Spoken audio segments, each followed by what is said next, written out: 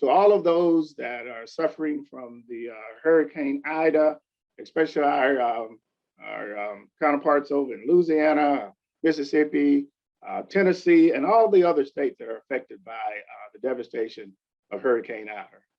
You have our sympathy, and we certainly are wishing you the very best. I know it's very traumatic, but just know that you're in our prayers. And also, I want to go ahead and recognize those that have served in our armed services in harm's way. Certainly, all of our veterans that might be on, we thank you for your service. My name is Forrest Hodge. I'm the USDA Liaison, Office of Partnership and Public Engagement, serving at Prairie View A&M University. And my colleague, Belinda Bell, also with the Office of Partnership and Public Engagement, serving at the University of Arkansas at Pine Bluff. And we have the privilege of serving as your moderators for today.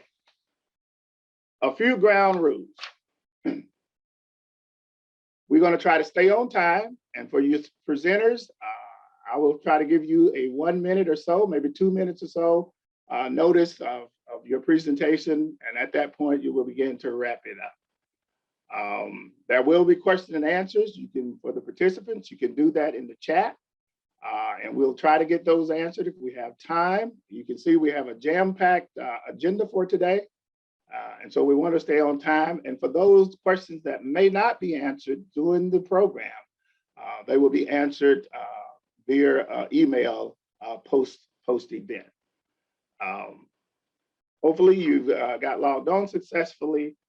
And we're going to follow the agenda. That will be one slight change that I'm aware of for this morning. And as I said, my colleague will be picking it up at lunchtime, Ms. Belinda Bell. So at this time, we'll go ahead and get started. I have the privilege of introducing our first presenter who will officially welcome you to this joint conference. Dr. James Palmer is the Provost and Senior Vice President for Academic Affairs, and provides leadership and directions for academic priority, oversees the quality of academic programs, and ensures the recruitment, retention, and support for outstanding faculty. Prior to this role, he served as Associate Provost for 4 years and Interim Dean and Director of Land Grant Programs for 2. As Associate Provost, he was responsible for promoting and nurturing PVAMU wide-ranging academic goals with a focus on accreditation, strategic planning, the core curriculum, university and program assessment, academic and climate experience surveys, and the processes of selecting faculty for awards and recognition. Dr. Palmer is a graduate of the University of Texas, Austin, where he double majored. He completed his MA and Ph.D. at Purdue University, West Lafayette. Please join me in welcoming Dr. James Palmer, Senior Vice President and Provost for Prairie View A&M University Academic Affairs. Dr. Palmer. Thank you so much, Forrest. And I'm glad you mentioned Purdue, a land grant institution. We didn't emphasize the UT Austin part, but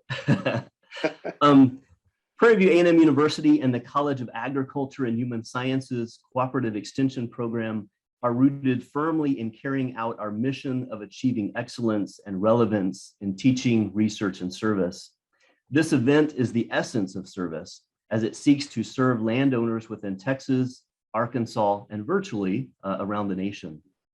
Through our partnership with the American Forest Foundation, we seek to provide farmers and forestry landowners access to information regarding heirs property and land retention, with a special emphasis on forestry planning, production, and management. We are in a time when the COVID pandemic and ongoing social justice movements have brought the effects of racial inequities and injustice to the forefront. Finding meaningful solutions to address these disparities is crucial to our agricultural community. We believe this conference can offer some of those meaningful and relevant solutions that we seek. The Sustainable Forestry and African American Land Retention Program, SFLR for short, aims to address the effects of limited engagement in forest management that has reduced returns from land investments and has decreased overall land value for African Americans. Concerns about African-American limited participation in forestry management have been voiced for decades. The issues involving heirs' property often hinder substantial engagement in forestry. Therefore, the SFLR program has the potential to better help stabilize African-American land ownership, increase assets, and build African-American generational wealth. At the same time, the program helps increase knowledge about forestry, improve forest health, and build the economy in the southern region of the United States. We hope that you leave this conference with more knowledge and a greater understanding of how to carry out this incredible work. Prairie View A&M University and our partner at the University of Arkansas at Pine Bluff are proud to provide leadership for this joint regional conference. And we especially thank Dr. Clarence Bunch, Dr. Henry English, the American Forestry Foundation, the USDA, our community-based organizations, the Texas A&M Forest Service, and others for partnering with us to ensure our stakeholders receive access to assistance through the Sustainable Forestry African-American Land Retention Program. I know that Clarence and Henry have a truly impressive lineup today, and we thank you for being here, and we thank you for this conference. Enjoy. Well, thank you, Dr. Palmer, and really appreciate your support. As you know, I knew of you before your stint over in the College of Agriculture and Human Sciences, but I got a chance to know you very well, and I appreciate all that you've done to support the USDA and the 1890 partnership. Thank you so much. Well, officially, we will also be greeted by our next presenter, who is Dr. Gerard D'Souza. He is the Dean of the College of Agriculture and Human Sciences and Director of Land Grant Programs at Prairie View A&M University, prior to which he served as Professor and Director of the Division of Resource Economics and Management at West Virginia University. Dr. D'Souza earned his BS from the University of Agricultural Sciences in Bangalore, India, and MS and Ph.D. in Agricultural Economics from Mississippi State. The D'Souza serves as a Fulbright Scholar in Paraguay, visiting scholars in Costa Rica and at the Wallace Institute, Greenbelt, Maryland. He's held sabbatical appointments in Mexico, Puerto Rico, and the U.S. Virgin Islands. He has mentored hundreds of students. He was an investigator on grants totaling more than $5 million and over 150 scholarly work.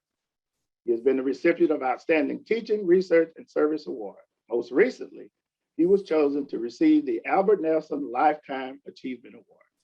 Please welcome Dr. Gerard D'Souza, Dean of the College of Agriculture and Human Sciences and Director of Land Grant Program. Dr. D'Souza. Well, thank you, Mr. Horace Hodge. That was a very generous introduction indeed, and always pleased to work with you on many initiatives, including this one. So last I heard, there were some 200 participants registered for this conference. What a fantastic accomplishment. And an all-star cast of speakers, which I'm very pleased at as well. So just to echo what Dr. Palmer said, we are very pleased to bring you the land grant mission in research, teaching, academics. And as it turns out, yesterday was the 131st anniversary of the 1890 Morrill Act, which gave rise to the 1890 institutions, of which Prairie View A&M University is one of them. So we're very pleased to have this strong tradition that brings you programs such as the one today. So the College of Agriculture and Human Sciences is on the move in all our mission areas. We have been engaged with research surrounding hemp and specialty crops, and are looking forward to the possibility of expanding our research to include forestry as well. The college has also been engaged with many projects involving extension. Projects such as workforce development, Healthy Texas, and Ag Discovery are just a few of the many stellar programs. Today, I am pleased to highlight the impactful work being done in agriculture and natural resources. Remarkably, they have engaged communities through forestry, livestock, specialty crops, sustainable agriculture, and urban agriculture, with plans underway to expand the Small Farm Institute. Our forestry program is relatively new, but is rapidly growing. As we continue, we will expand the program beyond its current number of counties into more counties in East Texas and continue the strong tradition of providing outreach and technical assistance to landowners dealing with federal, state, and local agricultural issues. So we are very pleased to join the Sustainable Forestry and African American Land Retention Program network as its 8th member. Together, we are helping African American landowners turn their forests into sustainable economic assets, with our goal being to help landowners avoid heirs property and land retention issues and to understand the value of properly managing forest land.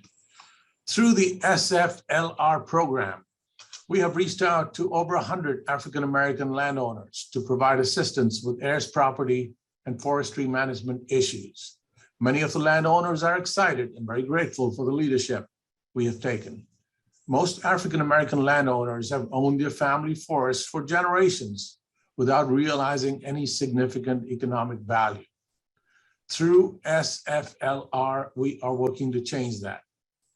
In closing, a big thank you to Dr. Clarence Bunch, Ms. Angela Moore, and the rest of the Ag and Natural Resources Extension team for organizing this conference, and also to Mr. Horace Hodge and his counterpart, Linda Bell, at the University of Arkansas, Pine Bluff. And our partners at AgriLife, I understand that Dr. Balabina is next. So once again, I bring you greetings on behalf of the College of Agriculture and Human Sciences. We're very pleased that there's 200 of you who are going to join us over the next couple of days, and we wish you a very successful conference. Thank you. Thank you, Dr. D'Souza. As it is, Dr. Balabina will not be joining us today, could not be here, but we'll move on with the next presenter. But I just wanted to say thank you for your leadership and your support. I may be biased in this statement, but I'm going to say that the College of Agriculture and Human Sciences is probably the most diverse college on the campus of Prairie University for all of its outreach and training. I would not be remiss, though, if I did not at least acknowledge the other members of the land grant team within the College of Agriculture and Human Sciences. And that is Dr. Kwaku Adu, who is the Associate Dean for Academic Programs, Dr. Alfred Parks, who is the Interim Executive Research Director, and then Dr. Carolyn Williams, the Executive Associate Extension Administrator. And one of my favorite sayings around the extension space is that outreach is always trending at the extension and within the College of Agriculture and Human Science. So thank you very, very much. Okay, moving right along. And it is a distinct honor to present our next presenter, who will bring you greetings from the great state of Texas, and more importantly, from the Natural Resources Conservation Service in Texas. Kristy Oats is the state conservationist in Texas. Kristy began her career with USDA Natural Resources Conservation Service in 1995 as a soil conservation technician. So she actually came from the ground up after being raised on a beef and cropland operation in Central Texas. And during her 26 years of service, Kristy has been promoted through multiple technical, supervisory, and leadership positions within Texas. She's been on detail assignments in Washington, D.C., and she served as state conservationist or acting state conservationist in Iowa and Minnesota. Let me just say, Kristy holds a Bachelor of Science degree in agriculture from the Sam Houston State University, and she's a graduate of the U.S. Department of Agriculture Emerging Leaders Development Program from the George Washington University Center for Excellence in Public Leadership. Outside of work, Kristy enjoys spending time with her family, enjoying the great outdoors, and traveling to mid-destination. But one other caveat I want to put on this little bio is that she is the first woman to serve as the state conservationist in Texas. Kristy, take it away. Thank you, Horace. It's a pleasure to be with you today. On behalf of NRCS in Texas, I want to welcome you to the SFLR Regional Conference. I'm grateful to have the opportunity to work closely with Prairie View A&M University, community-based organizations, Texas A&M Forest Service, USDA Farm Service agencies, and others to deliver technical and financial assistance to our historically underserved communities in East Texas. The momentum for the SFLR program is creating excitement and conservation in our local communities. NRCS works closely with our partners to conduct outreach and education events, as well as providing individual technical assistance. This year, NRCS in Texas offered a special environmental quality incentives program sign up to provide financial assistance for SFLR participants to address resource concerns while meeting their operational goals and objectives. I look forward to continuing the great work and strengthening our partnerships to assist private land stewards in addressing their critical resource needs. Thanks again for taking time out of your schedule to attend the conference. There are several speakers from NRCS who look forward to visiting with you throughout this event. Thank you, Horace. Thank you, Kristy. It just doesn't seem like it's been a long time ago when we were at the ground zero in this agency with USDA, and I just want to continue to congratulate you on your accomplishment. Thank you, and more importantly, thank you for the partnership that you sustain with Prairie University and NRCS in general across the 1890 platform. So thank you very, very much. At this time, we do have a slight change in the schedule in terms of presenters. Mr. Davis could not be with us today. I understand that he's over in New Orleans. And so we have someone that's going to, I don't want to say pinch hit because he might knock a home run here. And that is Mr. Timothy Shane Harrington, who is a program leader with the Texas A&M Forest Service. He received a BS in Forestry Management from Mississippi State University in 2003. He serves as the Farm Bill, Farm Stewardship, Forest Health, Water Resource, and Endangered Species Coordinator with the Texas A&M Forest Service.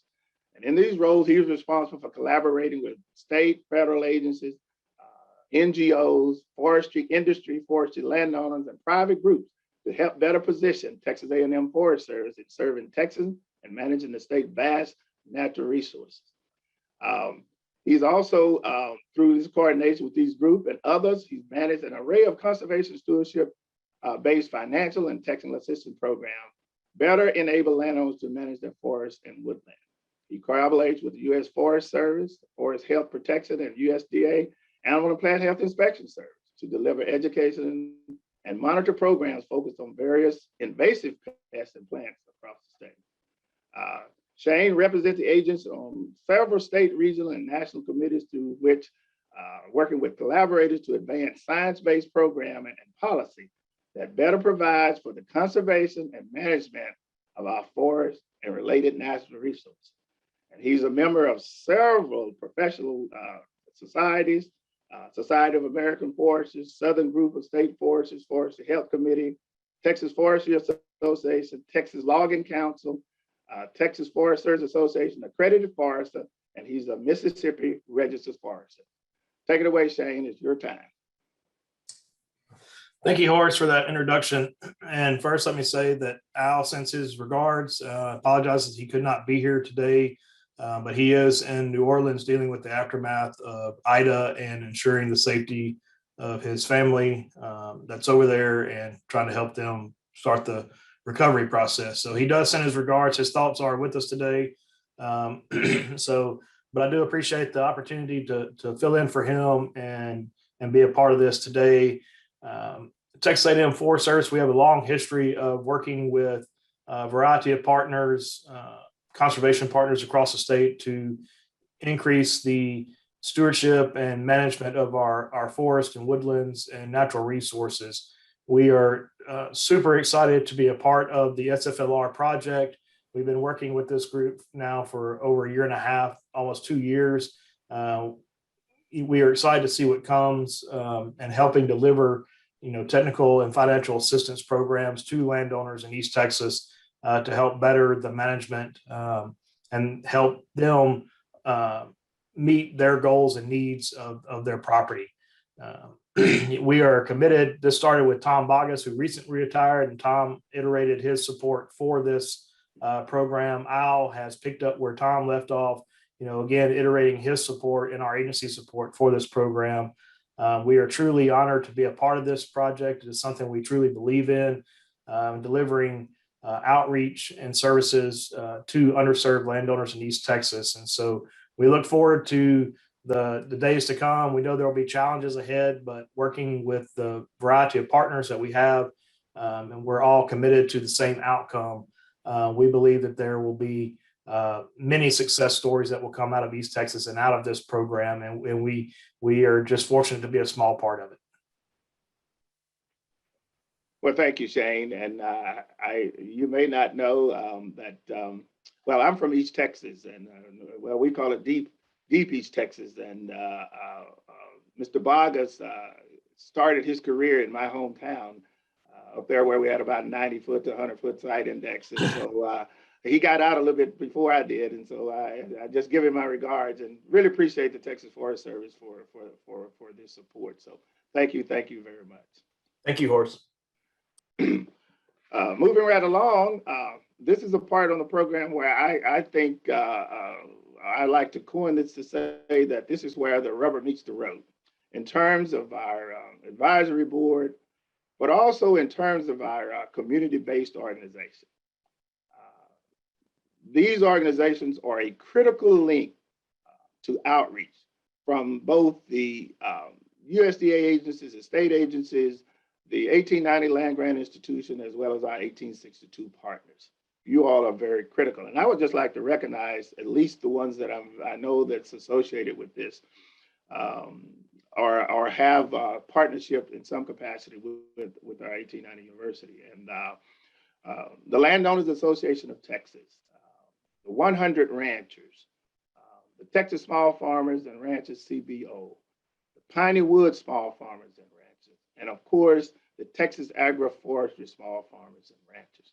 So that gives me a great segue to bring up our next presenter, Mr. Eagleus Ike Mills.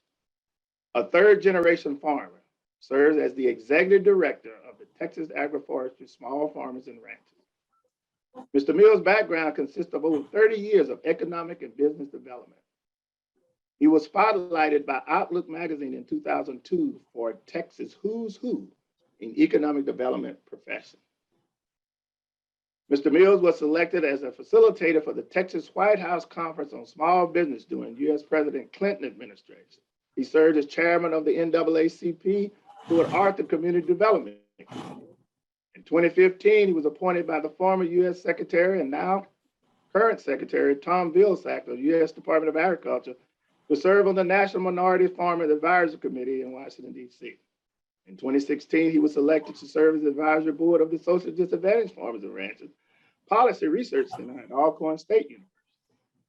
Currently serves on the Sustainable Forest for African American Land Retention Program by Prairie University. He's a co-founding member of the Texas Commission on Environmental Quality, TCEQ Golden Triangle Small Business Advisory Committee. He served on the EPA Region 6 Environmental Justice Committee. Mr. Mills, or better known as Ike, currently resides in Port Arthur, Texas with his wife, has 2 children, and served as deacon at the Antioch Missionary Baptist Church, Beaumont, Texas. Let's build it from the ground. Let's go with it, Mr. Mills. Thank you, Mr. Hodge. It's always a pleasure to be a part of anything that you're a part of. And so I just want to, first of all, say thank you and hello to everyone's greetings to everyone this morning for logging in. We certainly have a lot of jam-packed things going on today, and certainly we hope that everyone would get something from the actual conference itself. This is the very first one, and so we're excited about the opportunities further down the road. I certainly want to thank Dr. Bunch and Prairie A&M University because this has been a program that has long been overdue in terms of trying to address some of the historical problems and issues that African-American landowners has had over a number of years, dating back to the time of slavery. So we certainly think that this is a project and program that's going to be ongoing because we do, like I said, we do have some issues that we certainly want to address. We're on the ground floor. as Mr. Hodges indicated, where the rubber meets the road. And we get face to face with a lot of the landowners so we can find out exactly some of the issues and concerns that they have. So this is a great opportunity. And he mentioned the other CBOs that's actually involved with this. So we're excited about the opportunity and things that can come out of this. And like I said, it's not going to be something that's resolved overnight because we didn't get in this situation overnight.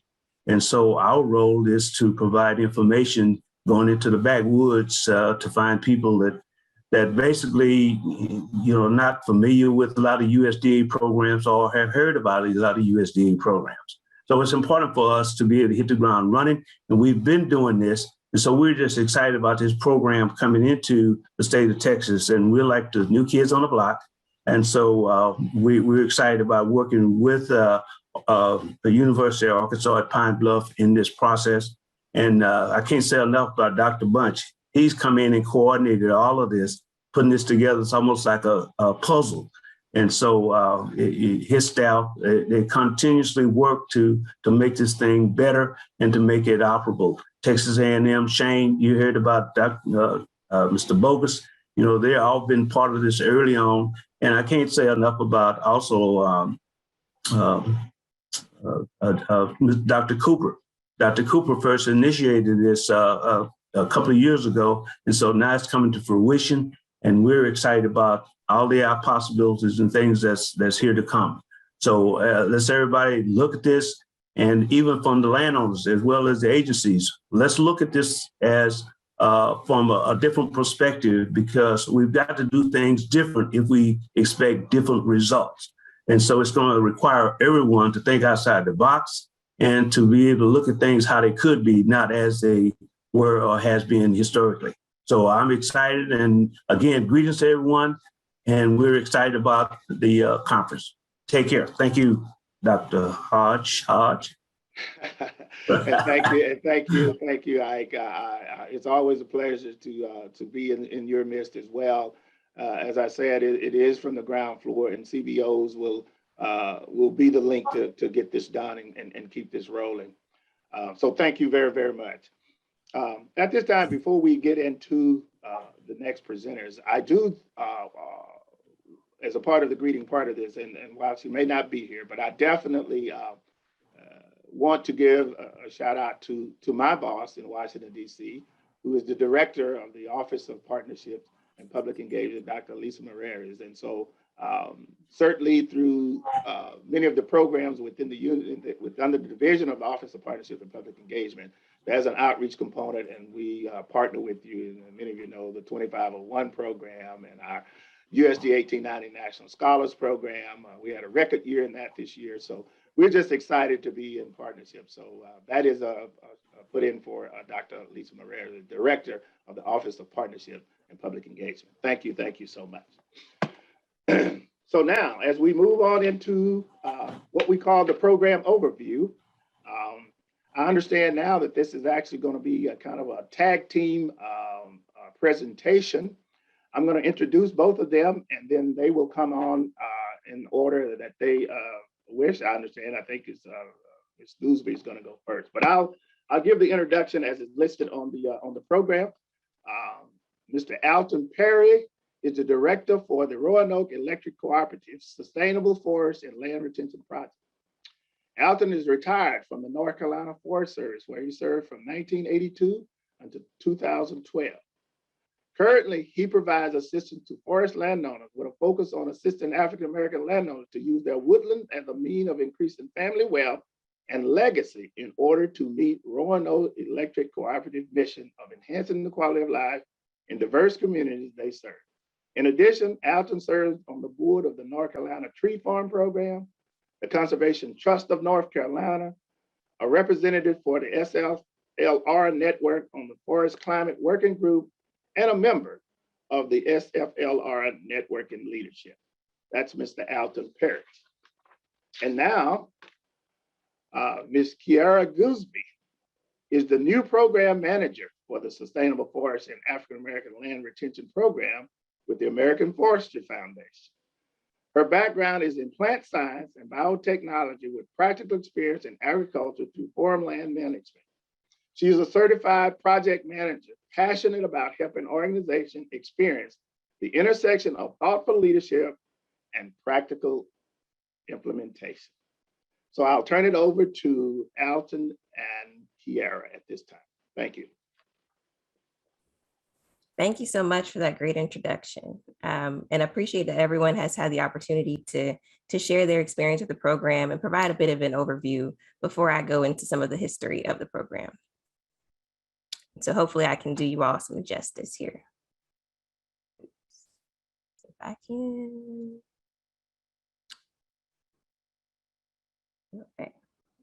Well, good morning, everyone. My name is Kiara Gooseby. I'm the SFLR Program Manager with the American Forest Foundation, and I am excited to share some context about the history of the program and give a brief overview to give the rest of the presenters an opportunity to share how their programs have helped. Give me 1 second.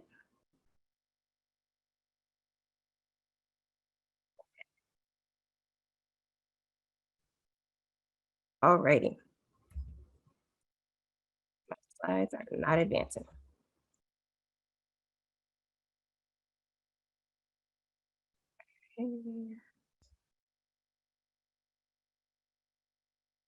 The SFLR program, it has a great history of addressing the needs in the community. And I'll start by giving a basis of how the program began and evolution of the program's purpose, as well as talk about the history of the program, the expansion of the program from 2015 to 2020, and some of the successes that the SFLR program has enjoyed to date.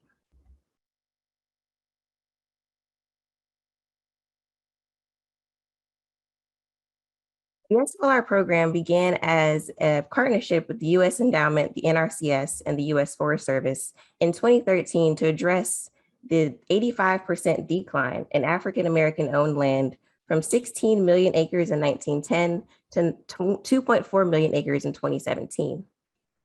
As the basis for starting the program, the U.S. Endowment shared the following quote: "In rural South, one of the primary and historic sources of rural African-American wealth, land ownership, drains out through land loss, damaging the potential of communities to capture and regenerate wealth. The process of the decline has impacted forestry communities as well as rural America in various ways, and this program helps to address some of those injustices over the years."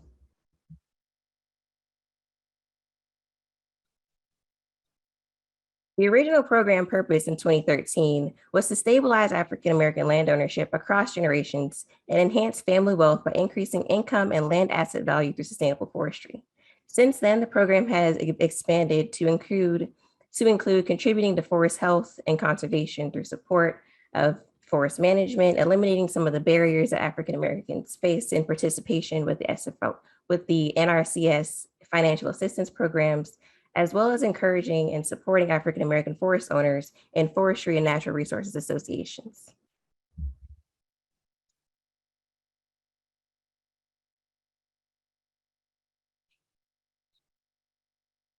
As the pilot began in 2013, the SFLR program has enjoyed geographic expansion from 2016 to 2019 and included to 2020 as well, and includes over $10 million of investments from various partners, and we continue to appreciate the successes that have been enjoyed so far. To the right, you'll see an image that depicts the percentage of African Americans in the United States and how the SFLR program is perfectly poised to address some of the injustices over the years. The SFLR program, or the network, consists of 8 anchor organizations, which the original organizations included the Roanoke Electric Cooperative, which we'll hear in a brief moment, as one of the original organizations in the anchor of the program, as well as a Center for Areas Property Preservation in South Carolina, and then expanded in 2015 to include LR-LEAN, which is a limited resource landowner education and assistance network, the Winston County Self-Help Cooperative in Mississippi, the Black Family Land Trust in Virginia, McIntosh Seed in Georgia, as well as an expansion into the University of Arkansas Pine Bluff in Arkansas, which is, in the name, and one of our key organizations today, as well as the Prairie View University in Texas. To the left, you'll see the original counties that the SFLR program began in 2013 and expanded. This is one from 2020. Over the years, the SFLR program has serviced over 1,600 landowners with over 98,000 acres. We are also part of the Trillion Trees U.S. Council and have enjoyed various USD awards from 2016, 2018, and 2019 that speak to how the SFLR program has evolved to include not only technical assistance, but community building over the course of its lifetime. This is our most recent image of the expansion of the program in 2021. As you can see, since our original counties, each state has expanded to include more additional counties, additional landowners, and continues to impact the lives of rural America and rural American family forest owners. The SFLR program began as a program focused on technical assistance, but has evolved to include community building. An important aspect of the program involves trust building and the relationship building components of working with landowners and discussing their needs, addressing some of the financial and technical assistance, as well as giving them exposure and access to other networks and opportunities that SFLR and AFF and all the partnerships can provide. They do this through developing woodland community advocates, landowner empowerment networks, active board memberships, as well as strengthen relationships with government programs. Featured to the right is our landowner in South Carolina with the Center for Air Property Preservation, Mr. Joe Hamilton. Joe Hamilton is featured with his son and his grandson, which shows that the intergenerational wealth building of SFLR program is something that landowners continue to look forward to and provide for their children. Just last week, we received a testimonial from the Mississippi landowner demonstrating that the site leaders have a strong traction of trust and trust building within their communities because of the personable nature and ability to connect with landowners and address their concerns, as well as giving them a sense of hope for developing their lands. For example, this landowner speaks to how Mr. Frank Taylor at our Winston County Self-Help Cooperative in Mississippi gave them context, events to attend, people to talk to, and the list goes on and on. They're grateful they ask us to please continue this great program to help people like them. And they cannot thank us enough for the work that's being done. And I can only speak to the great successes of the anchor organizations, which we'll hear from in a brief moment, of how the implementation on the ground changes the impact of the SFLR program and continues to benefit landowners in more ways than one. This partnership was made possible because of the SFLR network, which consists of the 8 anchor organizations on the ground completing this work, as well as the American Forest Foundation, the U.S. Endowment for Forestry and Communities, the NRCS, the Mary Reynolds Babcock Foundation, as well as the U.S. Forest Service and the JPB Foundation. This partnership has provided for opportunities for the SFLR program to continue to expand and service African American landowners throughout the Southeast United States. If there are any questions, I would be happy to answer them. And this is a photo of some of the great partnership work that the SFLR program has completed to date, and some of our landowners are experiencing the successes in their 40-acre farm. With that, in a few moments, you will hear from Alton Perry, who is one of the anchor organizations in SFLR, and he will showcase exactly how the work on the ground is being done and demonstrate some of our successes. So Alton Perry, if you are available, I'm sure they would love to hear from you. Thanks, Kiara. I'm going to see if I can get things started here.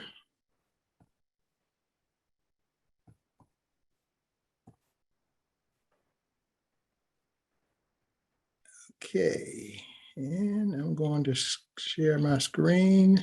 Here we go.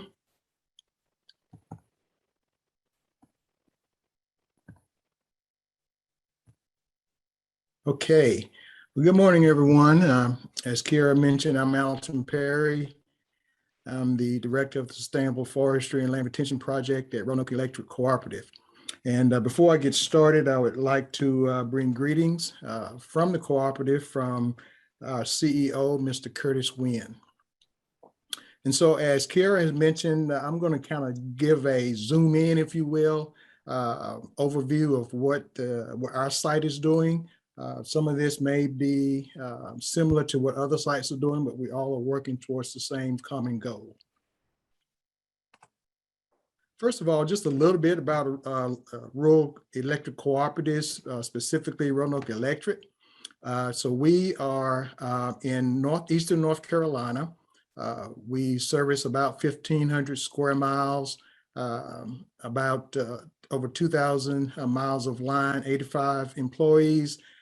There are 14,000, a little bit over 14,000 meters. 95% of that is residential, 5% is commercial and industry. Now, some of you out there may be members of your rural electric co-ops. Roanoke Electric is one of 26 in North Carolina and one of 900 across the nation. A little bit about the project area. We service a 7-county project area in rural eastern North Carolina, which has a tremendous, robust forestry economic impact. As you can see here, landowners in 2019 received right at $43 million of stumpage. That was monies that were paid directly to the landowner for the sale of their forest product. A direct impact across the region, and again, this is within our 7-county area, 683 million.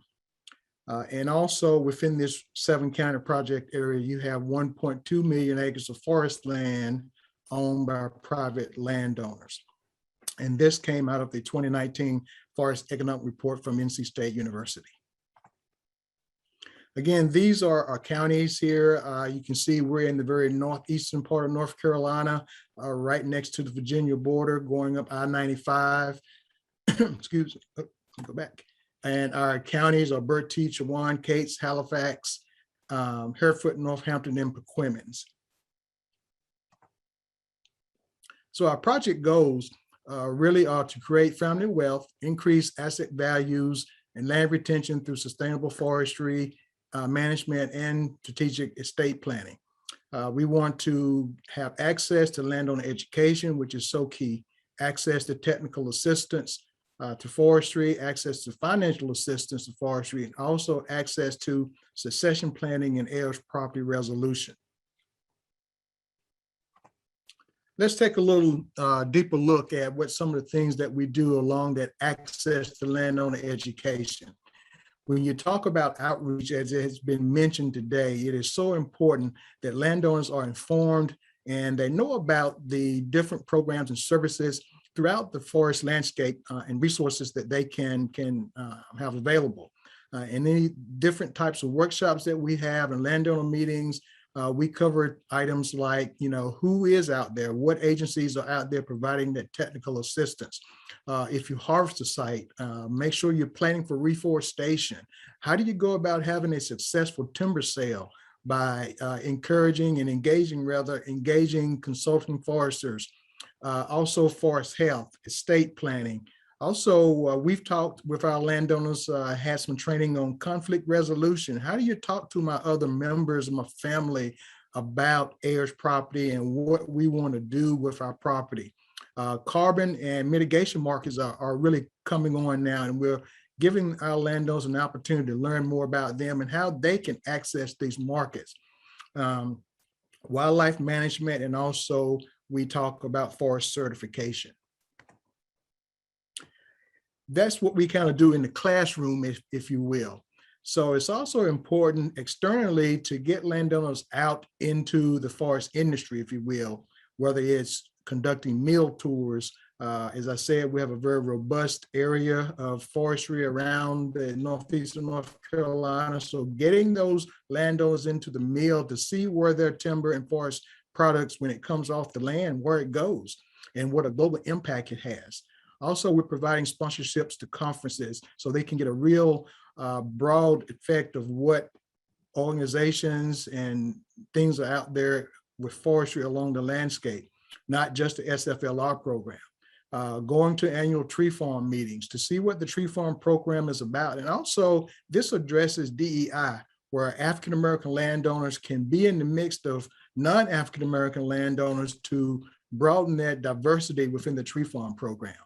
Also, we have an opportunity to have our landowners meet with our partners on our annual landowner partners meeting.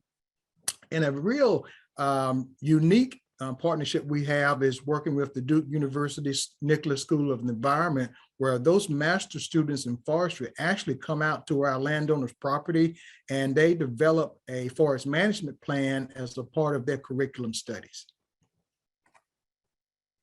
Now, access to financial assistance. Again, you will hear throughout this conference about the Environmental Quality Incentives Program through NRCS. You may hear about the Conservation Stewardship Program from NRCS. Here in North Carolina, our partner, the North Carolina Forest Service, they have a forest development program and a Southern Pine Beetle Prevention Program. And also the project itself has funding that we can provide landowners. So again, this is how we are addressing the issue of access to financial assistance to implement forestry practices.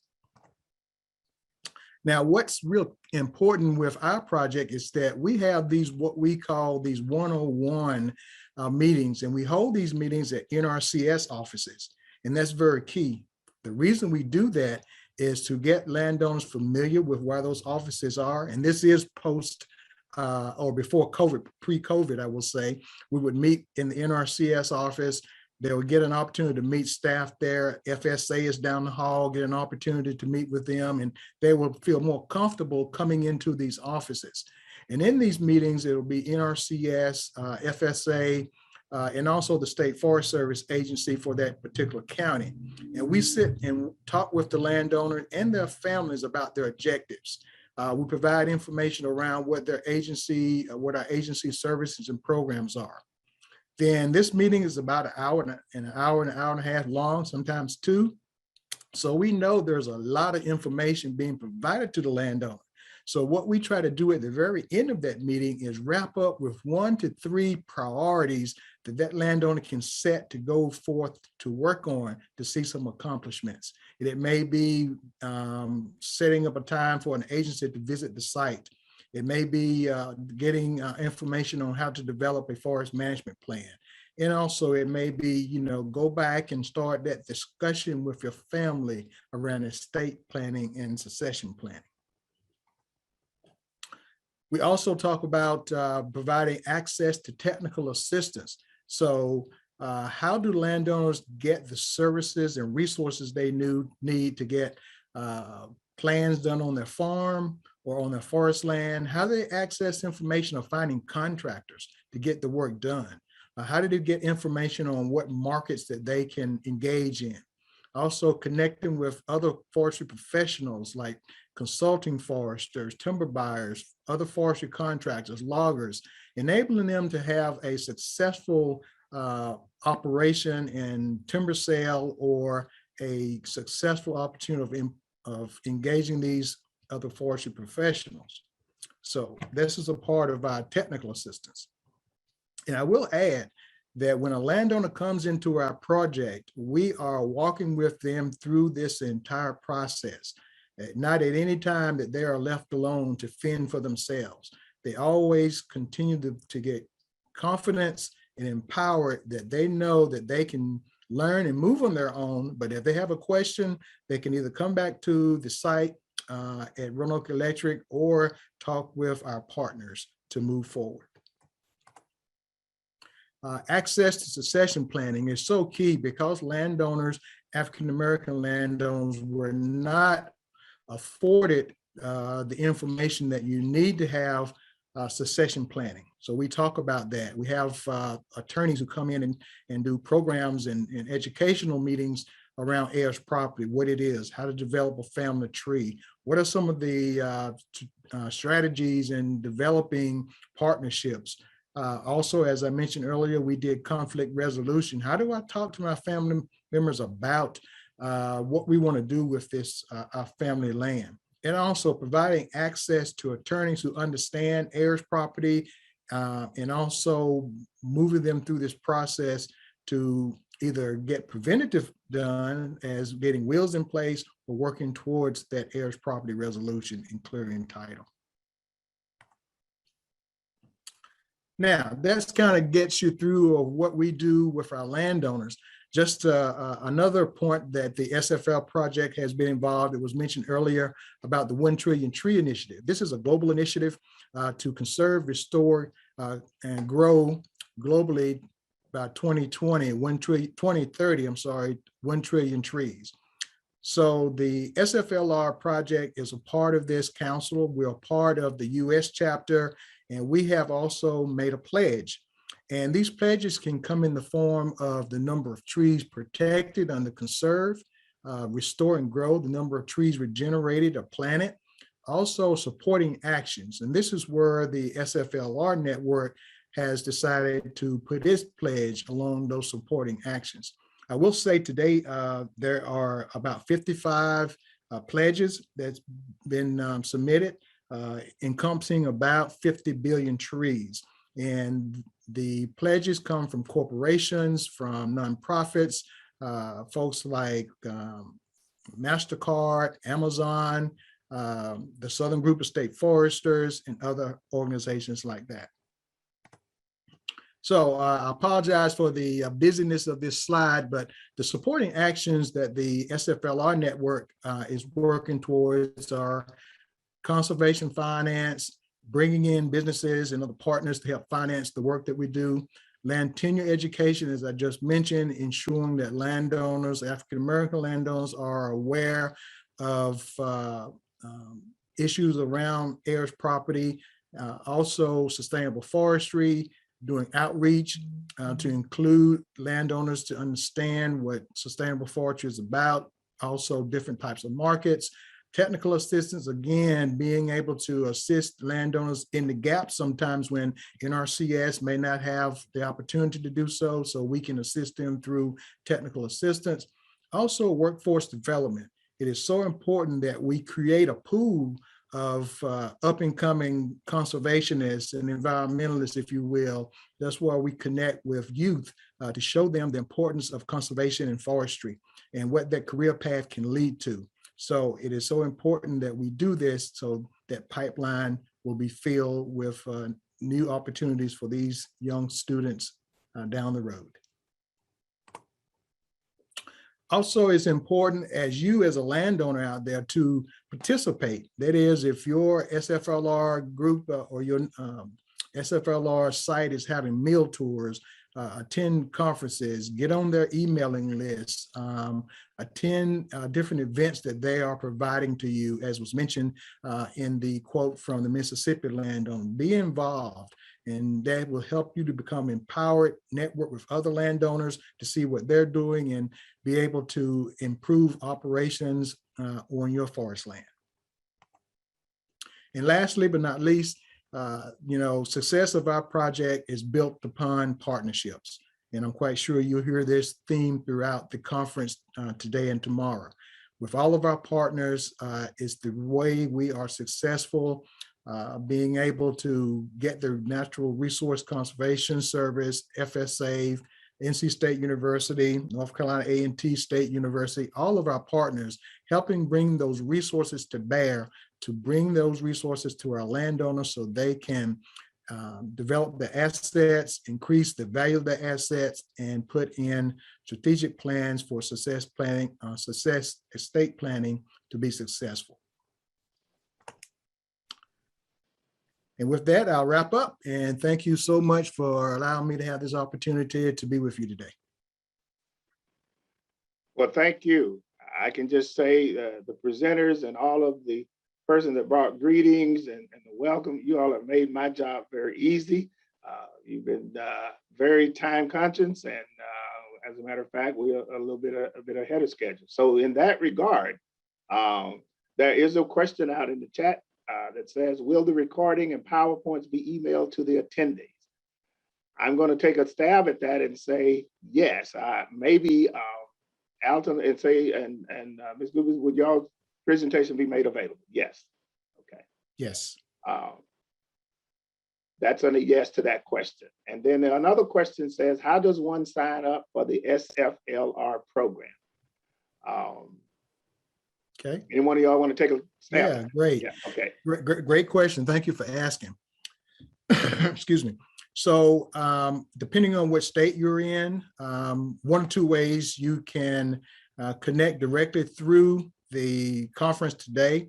But depending on what state you're in, we have sites in 8 states. You can contact them directly, or you can contact any SFLR site out there, and they will get you to the appropriate site to provide you assistance. Well, thank you very much. And I just want to remind all of the attendees that if you do have a question, the best way to get an answer for that today is to put it in the chat box. And if we have time, we will try to get to those questions. Well, thank you both for a very, very informative presentation. We know that the importance really is making the right connections and having the partnership in mode, because we know that it's no one can get through this maze by themselves. So there's got to be guidance and leadership. And so thank you very, very, very much. And I want to give a shout out to Dr. Cooper, who actually kind of brought this. Dr. Cooper and I grew up about 18 miles from each other. Matter of fact, he's family members, and we talked about this on many occasions. So it's good to see it come to fruition. And again, thank you both for a very, very informative presentation. It was our pleasure. My pleasure.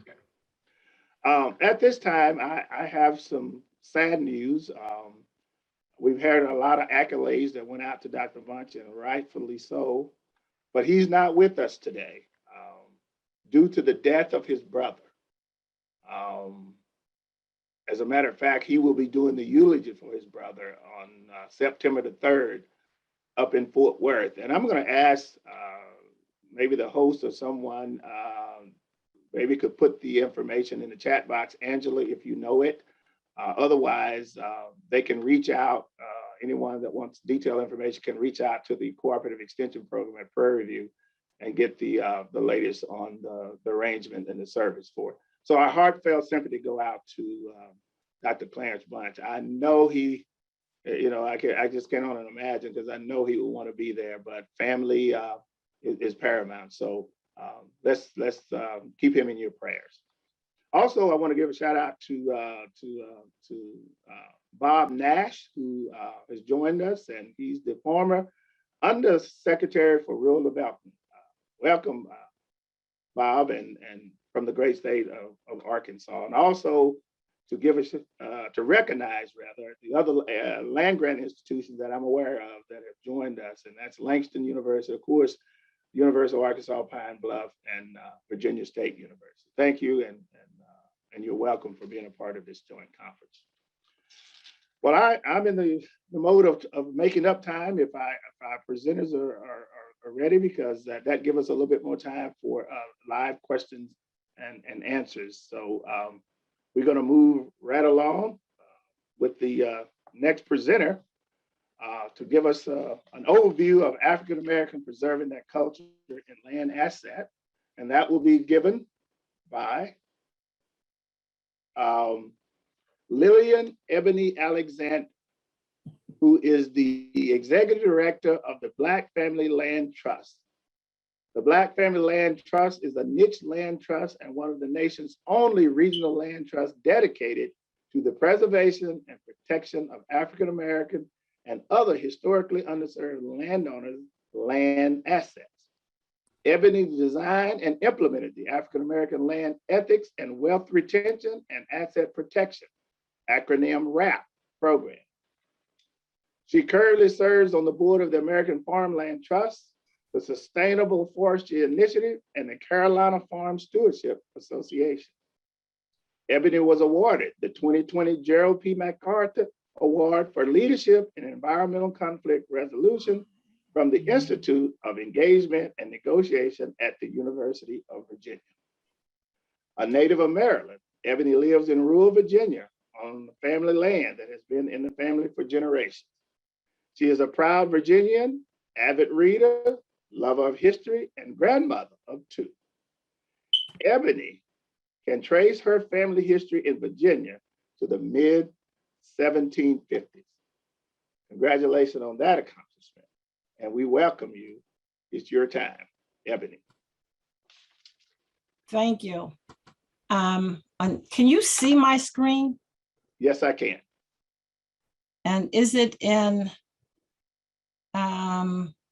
presentation mode? That I cannot tell, but if you go to the bottom of your screen, it looks like a little TV down there. If you will click that, I think. There. Is it together now? We see it. It's showing all of the slides on the side, but we do see it, or at least I see it. It's in slideshow from the beginning. Okay. So good morning. Again, thank you for inviting me to this wonderful conference. It's always good. It's been far too long for most of us since we've actually seen each other, and I was disappointed we couldn't really see each other face to face. Let me just give you a little bit more about the BFLT and the history behind. The slide is in not Yes. presentation mode. Can you hit F5?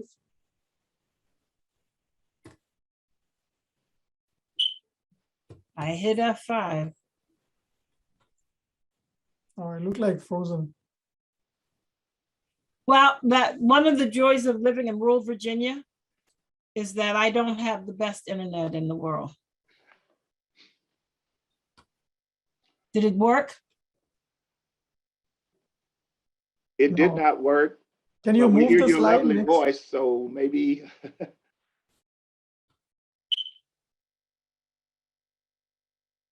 Are the slides moving? You can move it that way. Yes, they are now. Yeah. So you can go back to your title slide. And start Okay. there. Yes. All right. I apologize. We have a standing joke with SFLR that the little men who keep my internet going sometimes go on vacation. Today is one of those days. The BFLT created the African American land ethic about 10 years ago after doing some research on our wealth retention asset protection program. What we were learning is that many young people who were the next generation wanted to sell their land. They were not interested in keeping it. They equated land ownership to the legacy of slavery and of sharecropping. And what we wanted to do was to give them a different view of the relationship with the land and to let them see land as an asset, and it should be a performing asset for current and future generations. That's our main view. We believe that land is a tangible asset with economic, human, spiritual, and spiritual value, which connects African Americans with their rich history in the Americas and their ancestors in Africa. Did the slide advance? Yes, they did. Okay.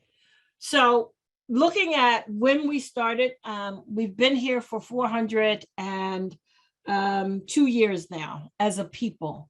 And we brought with us a culture that saw land as something that it was revered, something that we, if we took care of it, it would take care of us. And we had this incredible knowledge of soils, of water, of different crops that they brought with them when they came over. So for 402 years, we've been here and we've been developing our culture as African Americans. So there were about 12 to 14 million people taken from the shores of Africa. And those 12 to 14 million people, only about 4% of them came to the United States. A little over 10% died in the Middle Passage. I use this particular slide to represent those that died in the Middle Passage. This particular piece of sculpture is used in the coral reefs to help rebuild the coral reefs across the world. And I love this because the facial features of the people represent what we know are African features. You will hear me use quotes a lot, and I love quotes, and this is actually one of my favorites. When an old man or an elder dies, a library burns to the ground. And that's part of the basic concept of our African American land ethic. The concept part of our land ethic is based on Dr. John Henry Clark. What a people do for themselves depends upon what they think about themselves, which depends upon what they know about themselves. And what they know about themselves depends upon what they have been taught about themselves. Our land ethic uses three basic concepts of phenomenology, the land ethic of Aldo Leopold, and cultural competence. And it's important that we blend those three together because they help shape who we are, particularly the cultural competence and the phenomenology. Phenomenology, short definition, is the tradition of addressing the means of things in our experience, notably significant objects, events, tools, the flow of time, self, others, and these things that arise that experience our world. For many years, we were told that because we didn't have a written history, we didn't have a history. Phenomenology allows us to develop our history, albeit not written in their traditional senses. It does allow us to develop our own very rich history. Aldo Leopold, for some who may not know, is considered the father of the land ethic.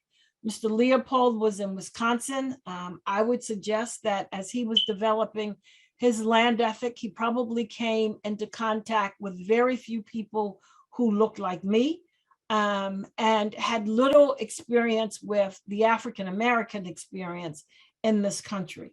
But his belief that the land ethic reflects the existence of an ecological conscience, and this in turn reflects the conviction of individual responsibility for the health of the land. If you take care of the land, it will take care of you. It is one of the few assets that you will own that will take care of you if you take care of it. Cultural competency, this is a very long definition, but it speaks for itself. We use an old definition from the US Department of Health and Human Services. It really implies that we need to understand, as we're talking to people, the context of what their cultural beliefs are, their needs. We need to speak to people in language that they understand. We need to be respectful that all of us do not have the same experience, have not had the same experience. So as we're looking at our land, what is the cultural relationship that you and your family have to your land? The context of this, I'm going to use Barbara Jordan's quote, a famous Texan, one of my personal heroes.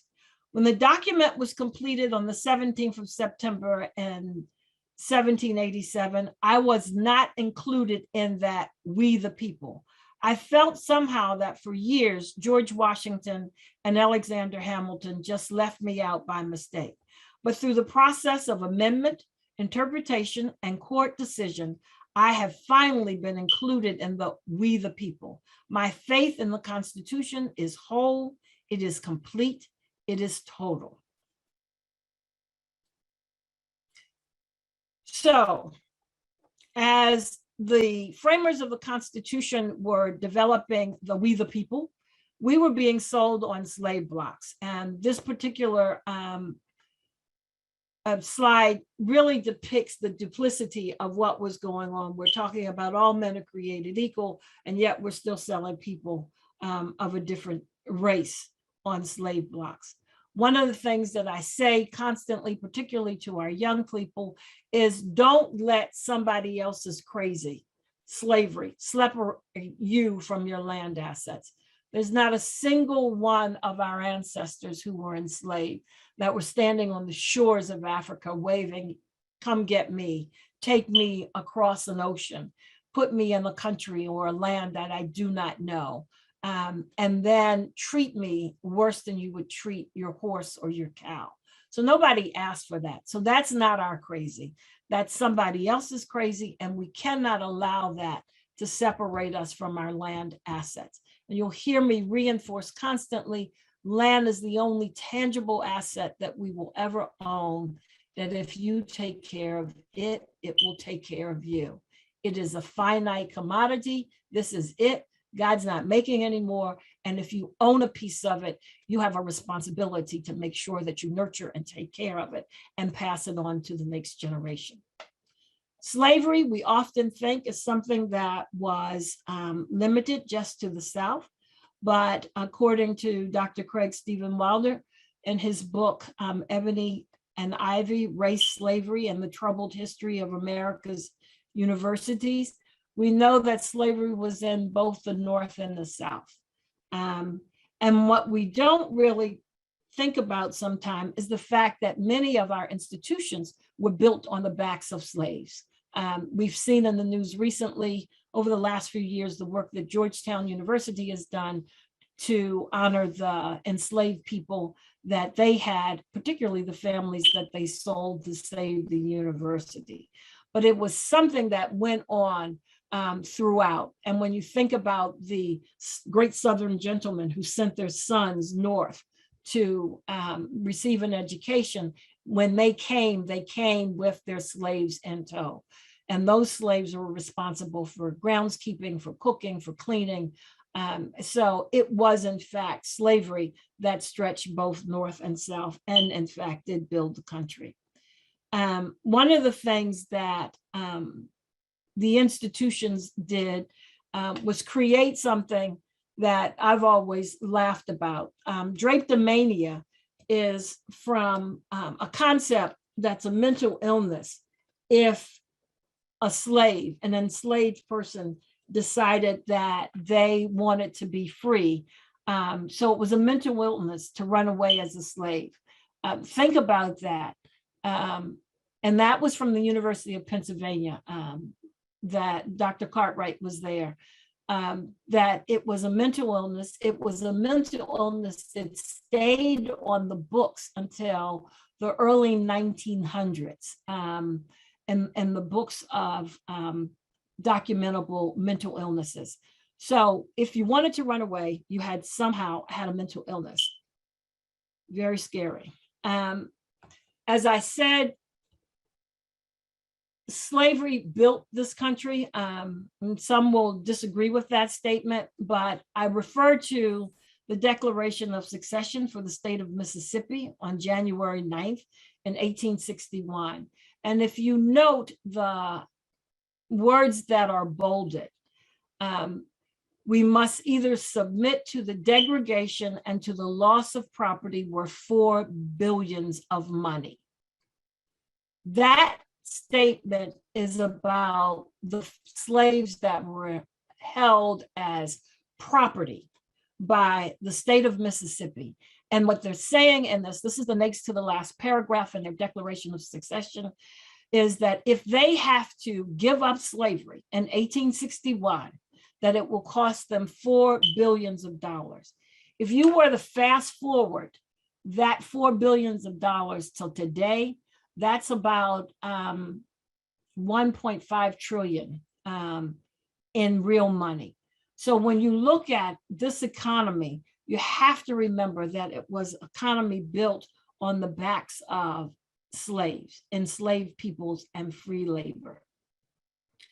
So I want to give some key dates, and I always get off balance when I do the land ethic via these virtual, because I can't see people and get reactions from them so I can respond. But what I'll just keep going, and hopefully there'll be some questions at the end. So we all think about a proclamation, Emancipation Proclamation, as the document that freed the slaves in 1863, when in fact, the Emancipation Proclamation only freed slaves who were in slaveholding states who had rebelled or seceded from the Union. So in my home state of Maryland, my family, had they been there, would have continued to be enslaved because Maryland did not secede from the Union. If you were in Mississippi, or if you were in Georgia or North Carolina and you were enslaved, you would have been freed by the Emancipation Proclamation. I also want to note, as we listen to the dialogue that goes on politically now, that the Emancipation Proclamation was in fact an executive order. Congress didn't act for a few more years. So the 13th Amendment is when we actually got freedom in 1865. That was 2 years after the Emancipation Proclamation. And for those in Texas, it was even longer, i.e. Juneteenth.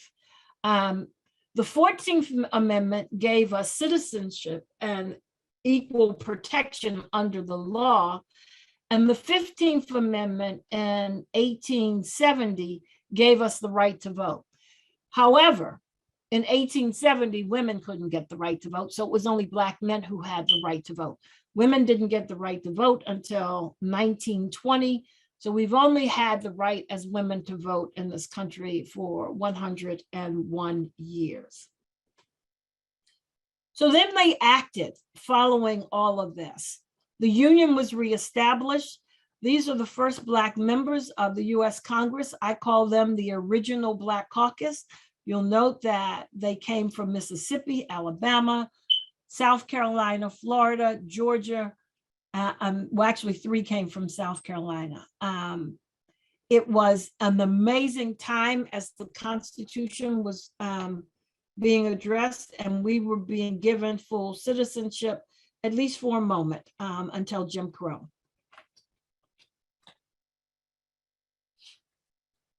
One of the things I also like to do in the land ethic is to let people know about some things that you probably haven't heard of. So I would suggest that most people had never heard of the Ex-Slave Mutual Relief Bounty and Pension Association. Callie House was the secretary. And the reason I focus on Callie House is because she was eventually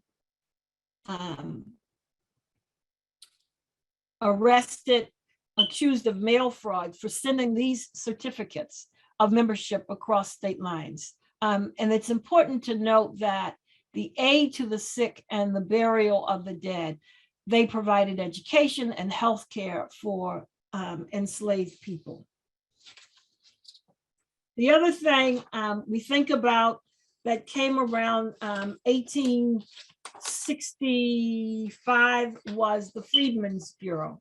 And the Freedmen's Bureau, we often think was set up for African Americans, but in fact, the Freedmen's Bureau was set up for displaced Southerners and newly freed African Americans. So it was designed to serve both Black and white. It provided 4 essential services: food, shelter, medical services, and then trying to help people reconnect with land. Those were the things that the Freedmen's Bureau tried to do. Because of the emergence of Jim Crow, they were not particularly successful, and they really only lasted about 2 to 3 years. So the content of this is based on Mary McLeod Bethune's concept of faith. Faith is the first life factor in a life devoted to service. Without faith, nothing is possible. With it, nothing is impossible. And just think about this. You've got approximately 12 million people who one day were enslaved, who never learned to read and write because it was illegal in most states to teach an enslaved person to read and write.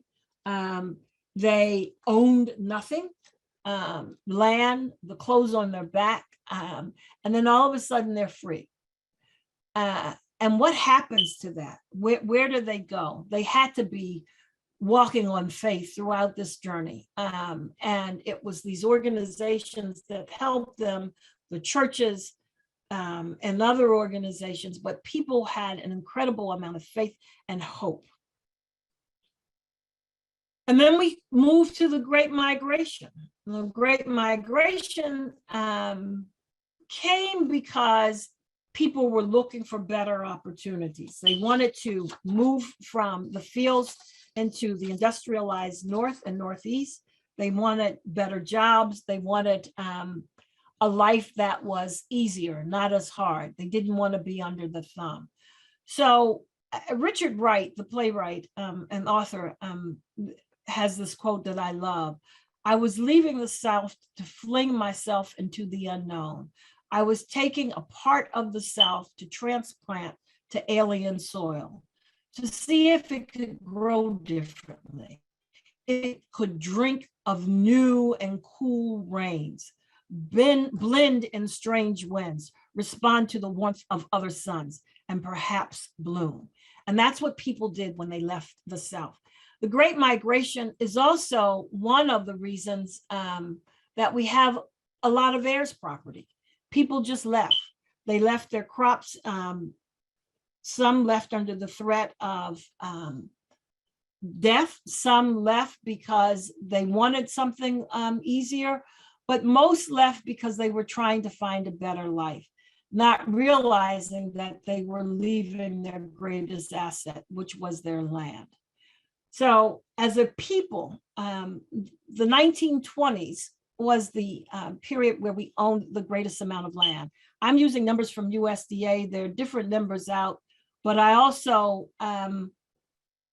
know that whether as a people we own 19 million or 15 million acres, what's important today is that we own about 2 million acres. That's where I want people to go.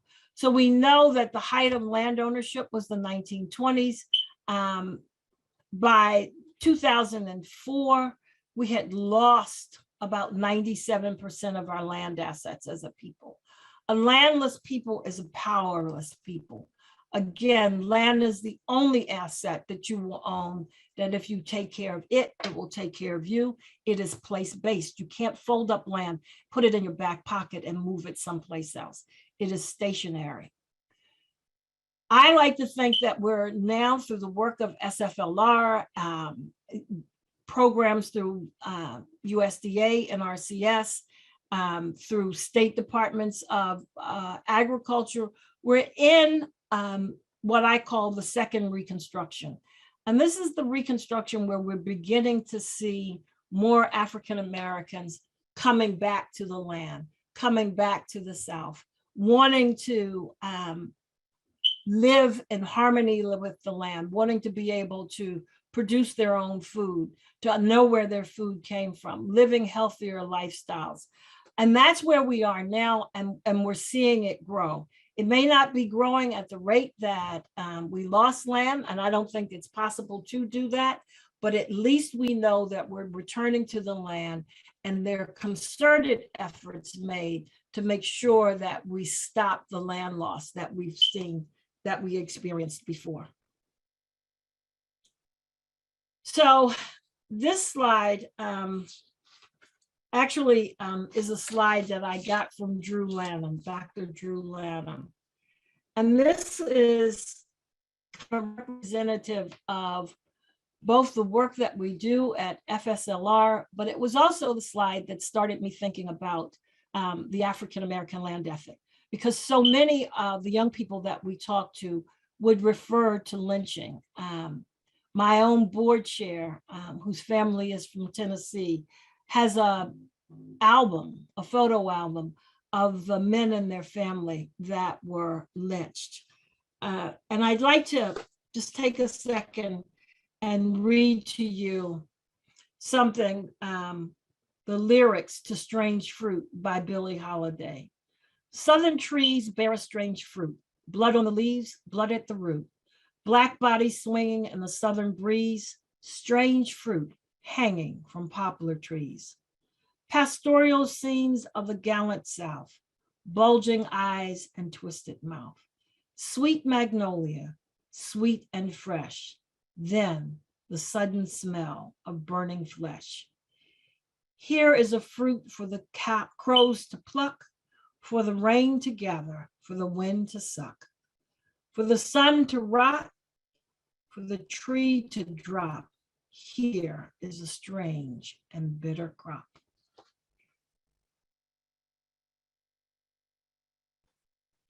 So all of this said, how do we keep our land? My concept is by making the land human. And how do you make the land human? Teddy Roosevelt said we should not forget that it will be just as important for our descendants to be prosperous in their time as it is for us to be prosperous in our time. And by keeping your land and making your land human, you're making it a historical and ancestral asset for your family. So I always tell the story about my family. As the intro said, I live on family land. And I have stories for each generation. My great-grandmother was born on this land about 500 yards from my back door, an enslaved person.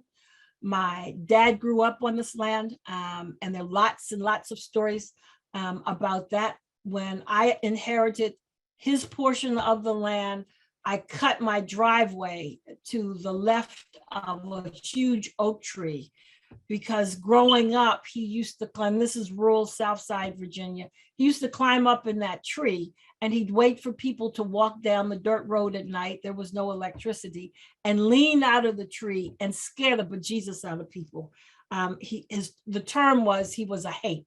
And if that didn't scare people enough walking up and down the street, him, some brothers and cousins would go up to the church and climb up on the outside of the bell tower. They kept sheets there for some reason. And then they would lean out of the bell tower, again, trying to scare people because they thought that was funny. Those are stories I grew up with. When I see elders, they will remind me of my father and his antics. For my generation, although I didn't grow up on the land, I have two cousins that I refer to as Genius A and Genius B. My grandfather had a sawmill, like many farms did, but the sawmill had been disabled by the time we came along, but the sawdust piles were still there. And my cousins would go and play in the sawdust piles. And then when they would get back to the house, my aunt would be livid and they would get punished for playing in the sawdust piles. So Genius A and Genius B decided, well, you know what? If we go down to the sawdust pile, strip naked, hang our clothes on a tree branch, and then we can play in the sawdust pile for as long and as much as we want. We'll get out, we'll brush the sawdust off of each other, and then we'll go home and nobody will be the wiser. And they did that. It was at my uncle's 90th birthday party that they finally fessed up to my uncle. My aunt had been dead a few years before that. And my uncle just was enraged even then that they did that for a number of reasons. One, they defied him, and two, the danger of it. But that was a big joke that they did this. Another story, my grandson who lives with me, him and his cousin next door decided that they wanted to have a tree house. And I kept trying to figure out where my lawn furniture was disappearing. And anybody who lives around a lot of family knows that sometimes things grow legs and visit other family members and are not always returned from those visits. But we were walking through one December, which is our tradition, to get a Christmas tree. And as we were coming back on the backside, I noticed that there was a tree that had a chain around it and some lawn furniture. And I looked at my grandson and said, do you have any idea about how this got here? And his response was, oh, this is our clubhouse. If it's right here and we didn't want the wind to blow the trees away, that's why we chained them. But if, Grams, in your bedroom where you have your signal booster, the reason we keep putting it up high in the window is because if it's high in the window, we can get signal and we can play under this tree on our devices because we have Wi-Fi. So for each generation, you tell the story, you make the land human. That's how I do it. We have landowners that we've worked with where we'll get a map of their property from USDA. And then we talk with the elders and start hearing stories about what happened here. This is where we killed the hogs. One of my landowners always chuckles about a time they went on vacation and the hogs got out and ate the entire peanut crop while they were gone. And they talked about the color of the ham and the bacon that year when they slaughtered the hogs, not to mention the fact that they didn't have a peanut crop to sell. But every family who's owned generational land has a story about something that happened on that land. And those stories are what makes that land human. Those stories are what connects you to the land and what connects the next generation. We do a map, we put a little legend on it, we capture the stories, and we hope that families will continue to share this legacy with the next generation and the next generation.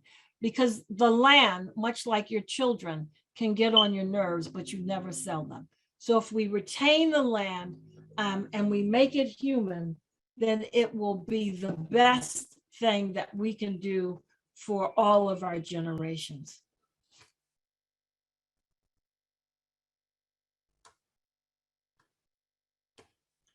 So land is opportunity, and it equals family wealth. You'll see here on this slide that I have trees. We have seasonal high tunnels. Those seasonal high tunnels actually are at Virginia State. This is a small, if you go to the bottom, to my left of the seasonal high tunnels is a small minority-owned timber mill, sawmill in Halifax. I think it's in Halifax. The snowy scene in the middle is actually my backyard. But the most important piece of this is the guy standing there with that freshwater pond in his hand. That is the nephew of the landowner, Joe Thompson, in Orange County, North Carolina. Mr. Thompson is an amazing farmer. He's a Vietnam era vet, wounded in Vietnam. He's a 30-year tobacco farmer, grew up on a farm, married his high school sweetheart who swore that she would never live on the farm and ended up living on the farm. But the key thing about this is the resiliency of both the farmer and the land. When the tobacco buyout took place, Joe participated in the buyout, but he took the money from the buyout and he reinvented himself as a freshwater prawn grower. And that prawn that you see in the hand there is a male prawn because it has blue tentacles. I have learned more about prawns over the last few years than I ever wanted to know. But what's most important about this is that we have a landowner who had a small farm, under 100 acres, who took his tobacco buyout money, reinvented himself as a freshwater prawn producer. He has 3 ponds. He generates as much money from his prawns as he did from his tobacco. It's not quite as hard on his body. The land now has a USDA, an old, what they were before the 2014 Farm Bill, it has an FRPP conservation easement on it, meaning that that land, at least 40 of the 80 acres will always be used for agricultural production. When we did the closing on the easement, the landowner said what made him feel best about this was not so much the money that he was getting, but the fact that he knew that he could lay his dead bones down in peace and know that his land will always go to feed people, because that was so important to him. So with Joe, we have also done a number of other things to help him keep the land. He has participated in USDA programs. He has a forest management plan. He's a real farmer, small acreage farmer, but very, very productive. But the thing about it is we know that our landowners, our farmers are very resilient. So August Wilson has a quote that I love, and I think it describes us perfectly. We were a land-based agrarian people from Africa. We were uprooted from Africa, and we spent 200 years developing our culture as Black Americans, and then we left the South. We uprooted ourselves and attempted to transplant this culture to the pavements of the industrialized North. It was a transplant that didn't take. I think if we had stayed in the South, we would have been a stronger people. And because the connection between the South of the 20s, 30s, and 40s has been broken, it is very difficult to understand who we are.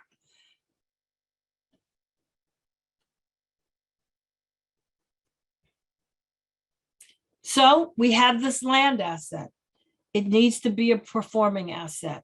We need to make sure that we protect it. We need to make sure that we increase when we have opportunity, the acreage that we own, and we need to encourage people to come back to the land. One of the things that I find I spend a lot of time doing in my work is defending farmers, landowners. We somehow have this notion that people who live on the land, who produce our food, who grow our trees are somehow simple, not well-educated people who are not very sophisticated.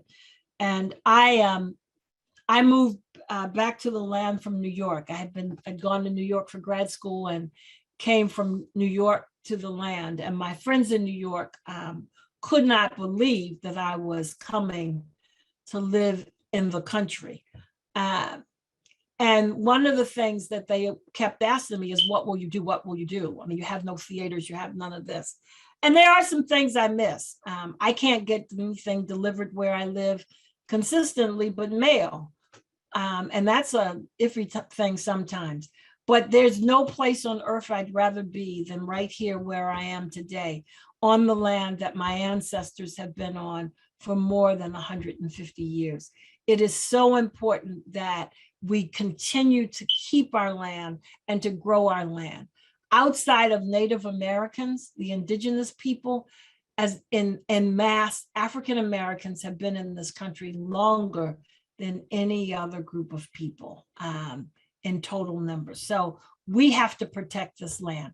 So we can make it a performing asset by enrolling your trees in a program like SFLR, by working with USDA to make sure that you're protecting your soils, your water, and your air, working with FSA to do the programs that they have to help grow our food and to protect our soils as well.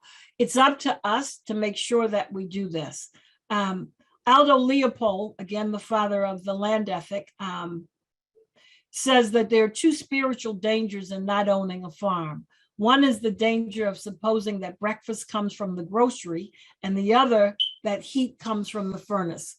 That particular slide is always funny to me because I heat with wood in the wintertime. And while I don't grow anything, because if you want something to die, give it to me. I kill cactus plants. But all of my family around me grows things. My farmers grow things.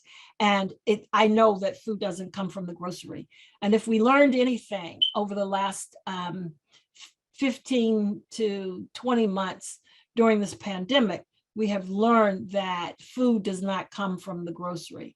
I know a number of people, even in my small town, where we had absolute food shortages during the beginning of the pandemic because the food chain was disrupted. And finally, what are our challenges? Our challenges to our land is we need to stop fracturing the land with each generation. And why is that important? It's important because with heirs property, we tend to divide the land. If we continue to partition the land with each generation, we're going to end up with postage stamp pieces of land that have no real value. They won't have ag value, they won't have forestry value, they won't have commercial value, they won't have residential value. Here in Virginia, in the county over from me, you now need 2 acres of land to put a single wide trailer, not a double wide, but a single wide. And when you think about that, our municipalities are getting stricter and stricter with their land use planning. So we can't continue to fracture the land. We've got to figure out some other ways of retaining these land assets as a whole. How do we create and operate small family-owned farm or agricultural based businesses, to include trees. How do we do that? Do we do LLCs? Do we put them in trust? These are our challenges. How do we keep this land together? How do we work with our heirs, property owners, to let the ones who absolutely are insistent on leaving buy them out, or whatever means they have to get for them to go, but to keep the land mass together? And then how do we protect these long-term land assets? Again, this is it. God's not making any more land. What we have is all that we will have here. This is Earth. And how do we protect them? How do we protect them not only from development, but how do we protect them from turning into brownfields, from all of the issues related with environmental justice? We've got to figure out, how do we protect our land assets long term? And those are the kinds of things that we have the skill to do. We just have to get the desire to do it. This was my great-grandfather's land ethic. I didn't know it was a land ethic. I jokingly say that I didn't know I was either a conservational or an environmentalist until about 2006, when I started working in this field.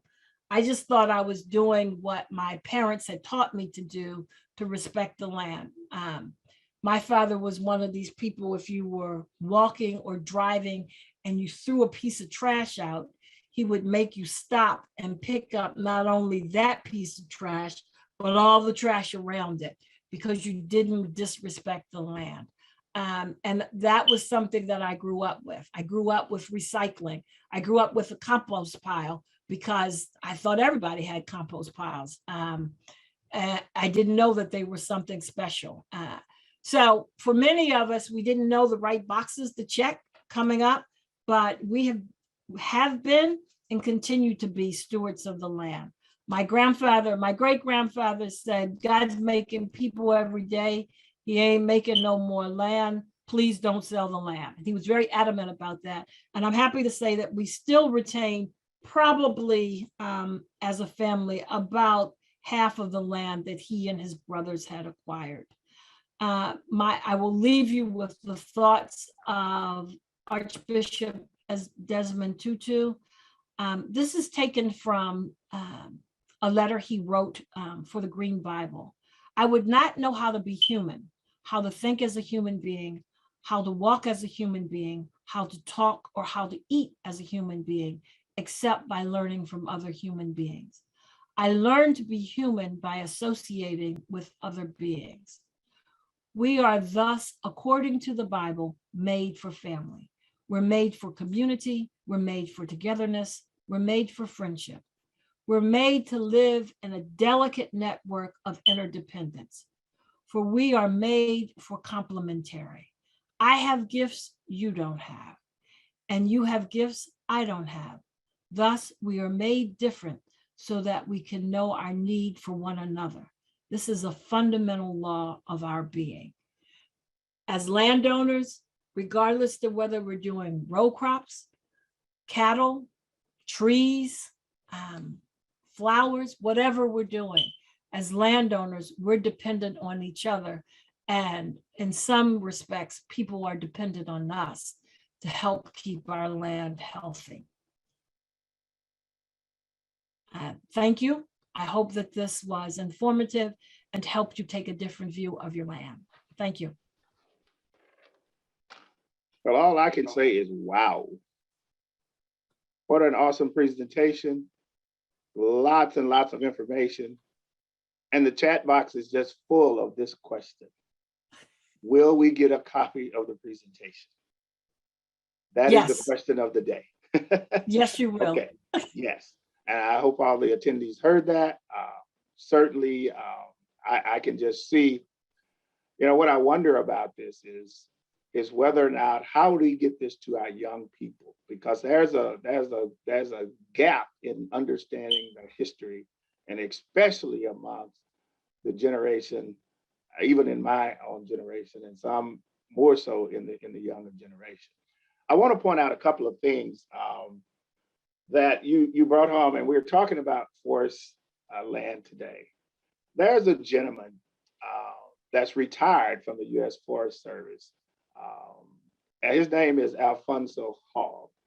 And he wrote some poetry on I think he's written about 4 or 5 books, but the one of the books that he wrote was Give Me My 40 Acres Because I Know My Mule Is Dead. And it talks about the suffering around the struggle of not only getting land, but holding on to it and retaining it, and more so passing it on to the next generation. So very timely presentation. And there's a quote that I have in my office. I have it in my house, which is the house that I remodeled for my dad, and I moved back there and just loving it. And it just, it's just a wonderful thing. And this quote it says, agriculture is our wildest pursuit, and it will in the end contribute most to real wealth,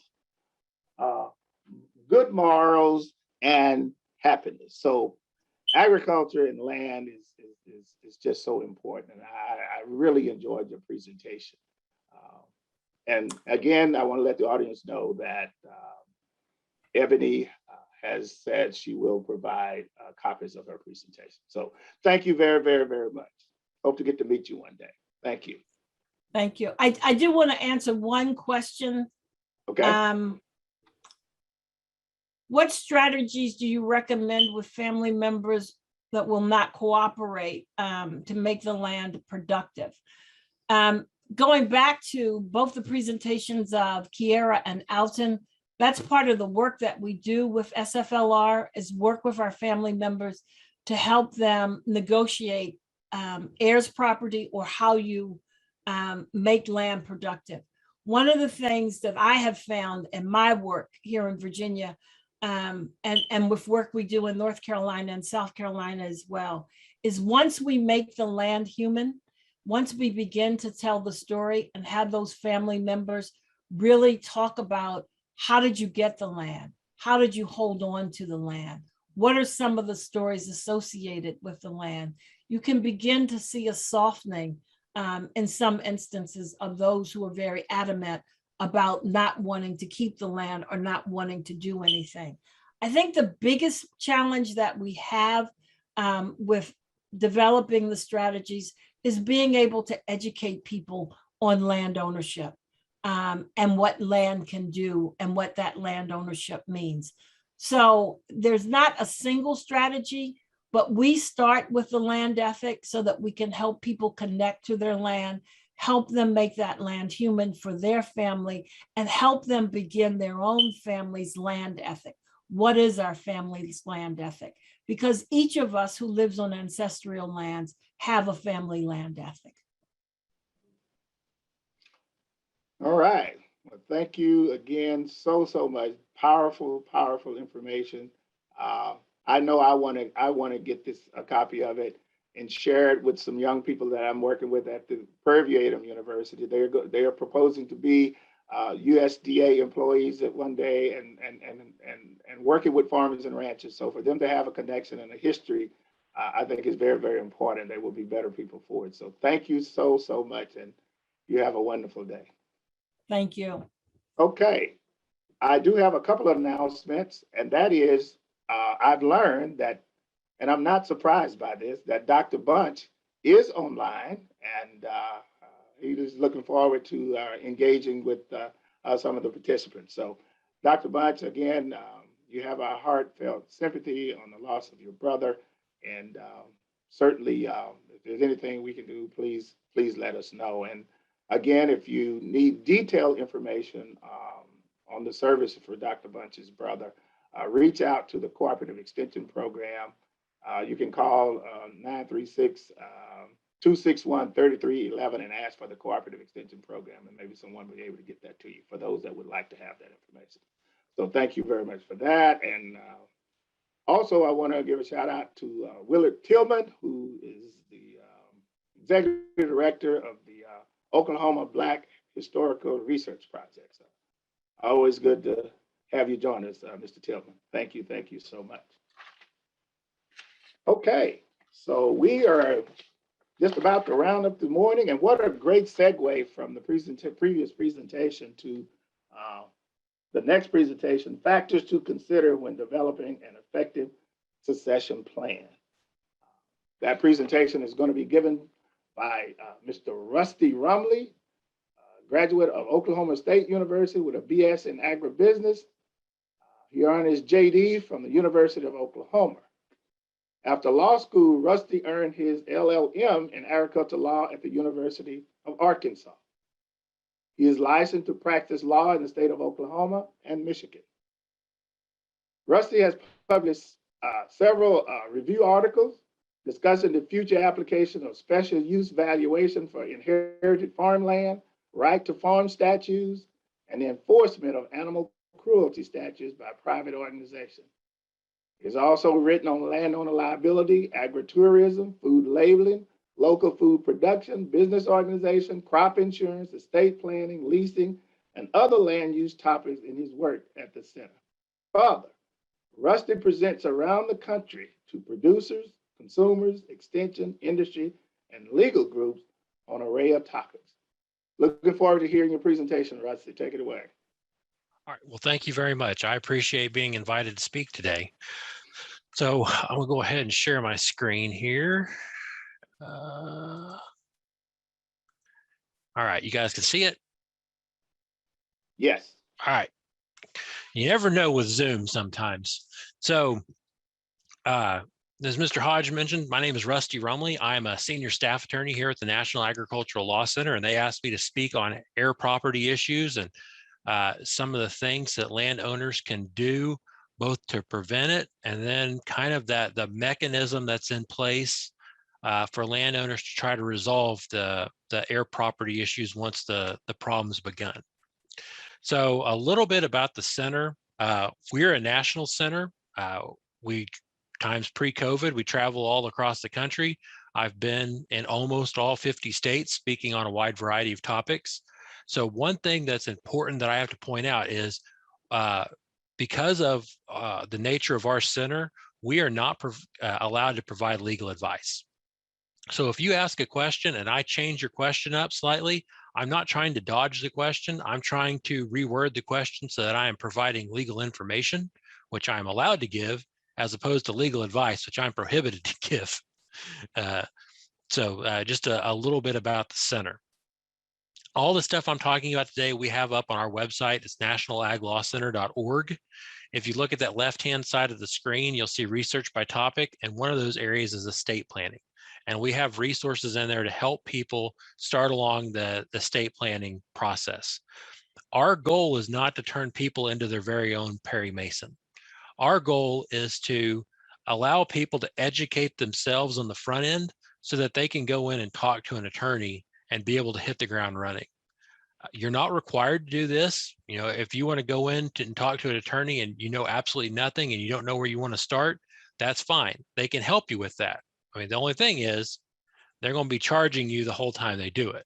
So hopefully what I'm here for today is to kind of get the conversation started and to save you guys money in the long run. One thing else I'll mention, and this is a great segue with Dr. Alexander, there's people that are very good at handling the family dynamics, and then you have lawyers. And we're generally not all that good with handling family dynamics. We're pretty good with written words, and sometimes we're pretty good at arguing. But when it comes to facilitating conversations, sometimes the attorneys, you may need someone else. Anymore, I'm starting to see a lot of people use family counselors to help them with some of these conversations regarding air property, to help people work out the differences. So knowing the strengths of the people that you've got involved is pretty important. So a little bit about what I want to touch on, talk about air property, talk about some of the challenges that, at least from the legal side of the equation, that we deal with air property, and why this really causes so much problems for people and why there's not an easy solution. And then we'll talk about tools that people can use to help address some of these questions that come up.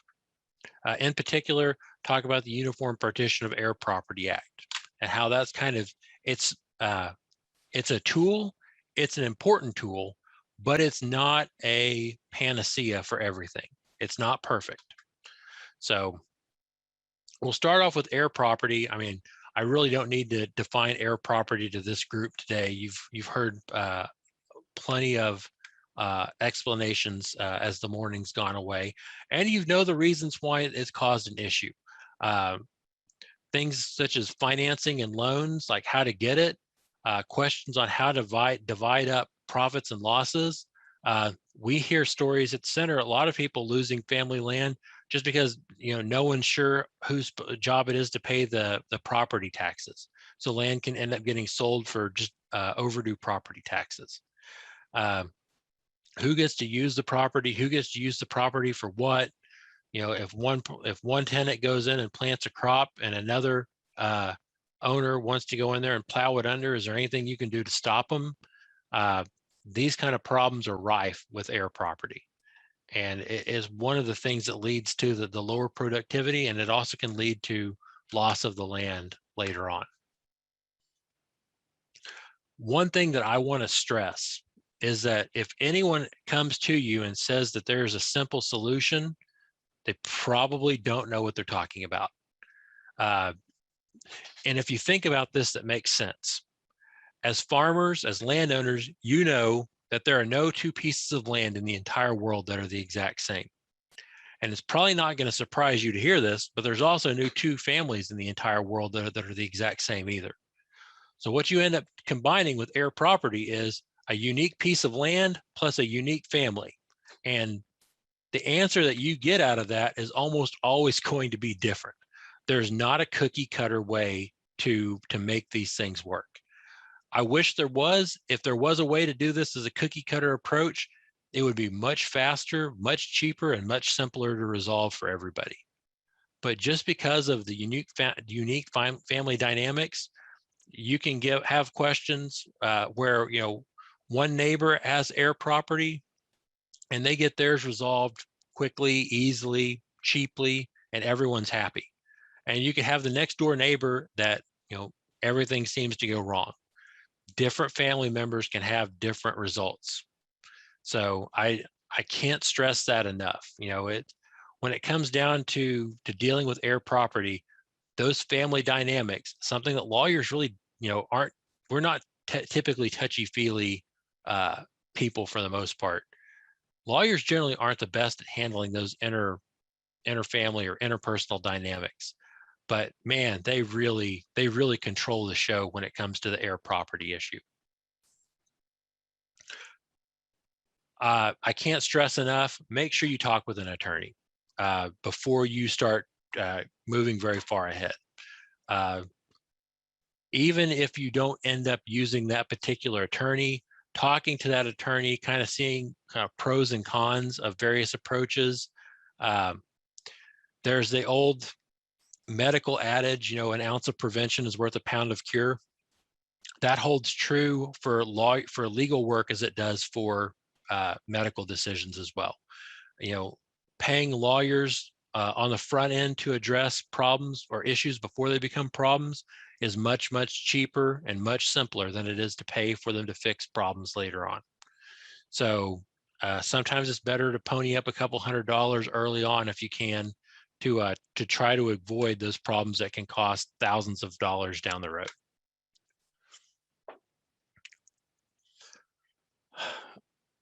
And like I mentioned earlier, your options are going to vary. What works for one family and one family's situation with air property is going to work different than another. If you've got a fairly limited number of family members and the family has a shared values and they want to make this work and they're willing to work together, that kind of situation is a lot easier and simpler to resolve than if you've got family members feuding. Once you have people start fighting, things can get a lot more expensive and a lot more contentious pretty quickly. The issue with air property is, the best and cheapest way to deal with it is to never let it get started in the first place. That doesn't really help us today because a lot of these the issues with air property didn't start with our generation or your parents' generation. A lot of them started with grandparents or even great grandparents, either not doing an estate plan, or we see quite a bit of it, people doing a simple estate plan and they just leave their property to their kids as tenants in common. You know, I give my land to my kids equally. That right there, even though you've got an estate plan, you just created an heir property situation that's going to have to be resolved down the road. There are ways to address it. There's various tools, but the tool that you end up having to use is going to really depend upon how many generations are you dealing with? How many potential heirs are you dealing with? As I mentioned earlier, I'm from Western Oklahoma. I grew up in a ranch in Western Oklahoma, and there's land out there that's owned, it's tribal land, it's owned by families. And the heir property situations out there have gotten really bad. I mean, I don't know about you guys. I know one of the tracts of land that we rented to run cattle on, I think there was like 138 owners of a 160-acre tract of land. Once you get that many heirs involved, it's really hard to resolve this kind of situation and keep the land in the family. That's just a lot of people to keep happy. Things that are more simple, you know, you got 4 people or 6 people or 8 people, that's a little bit more manageable. You know, once you break 100, things can get pretty complicated pretty quickly. Different people resolve this situation differently. And some people choose to address the situation head on. I actually know of a situation where a gentleman, he owns land. He owns land as heir property. And his solution has been none of the other heirs know they own the property. So he just keeps his mouth shut. He pays the property tax, and the solution he wants to do is it's going to be the next generation's problem. It may be easier for him, but I can tell you, you know, that next generation, the numbers expand substantially. So, you know, it's going to be the next generation's problem, and there's going to be a lot more people that they have to please, and it's going to make it more difficult for them to keep it in the family. So to just realize, you know, there are various options out there. Some of them are better than others. So the basics of estate planning, you know, are you required to have an estate plan? And the answer is no. You know, whatever your state you're in, they have a default estate plan that the state has been gracious to give you with. The problem with that estate plan is it's not very good, and it doesn't work very well for agriculture. So usually I have people come and say, well, you know, if I don't have a will, does that mean the government's going to take my property? And the answer is, it's called cheating to the state. And the answer is, it almost never happens. The only way the government ever gets your property is you have no heirs left, period. If you've got a second cousin in California that you've never met in your entire life, you know, that second cousin's probably going to inherit before the government does. So we have a strong tradition in the American legal system of family gets the property unless you've got a will or estate plan saying otherwise. The problem is that ownership interest is going to be divvied up amongst your spouse and your kids, depending upon what state you live in. And if they don't fix the problem, it just compounds from one generation to the next. But like I said, you know, I've seen people that have paid an attorney to do an estate plan. And if you have in your estate plan, in your will or in your trust, you say, I leave my land or I leave my property to my kids equally, congratulations, you've just not only created an heir property situation, you paid someone to create an heir property situation. So make sure that if you're going to go out there and you're going to hire an attorney to do an estate plan for you, don't just leave the land to the kids equally. Try to figure out some way that, you know, ownership can be in one kid, or it can be in an LLC or a trust that the kids can get money from, but there's some way that it's controlled. It's not all just left to individuals. We've talked about, on the program already, what happens when farm ownership's fractionated. The more people you have involved, the more complicated things are. And in states that don't have a Uniform Partition of Air Property Act, the general outcome is, one of the owners decides they want out and they start a partition action. And typically the way a partition action goes, there's two basic ways you can do a partition action. They have a partition by sale or partition by in kind. Partition in kind basically means you divvy up that land and give everyone their proportional piece of the land. So if you've got 4 owners and you've got 160 acres, each one of those owners would get 40 acres. In the American legal system, the courts don't like doing this. And the reason for that is that even if you have 160 acres and you divide it up into 40-acre tracts, those 40-acre tracts aren't all worth the same amount of money. One of those, or a couple of those tracts are going to have access to the road. So those tracts are automatically more valuable. One 40-acre tract might have better soil than the others. Different lands got different characteristics. No two farms are the same. Judges don't like to try to deal with that. So by far their favored way of dealing with it is, the most fair way in their mind is do a partition by sale, and then everyone gets their proportion of the money. And yes, proportionally speaking, that might be fair, but you've also just taken that land from the family, and unless they have, one of the relatives has the money to buy it at the sale, that family's lost that land forever. So that's what we're trying to deal with the air property situation.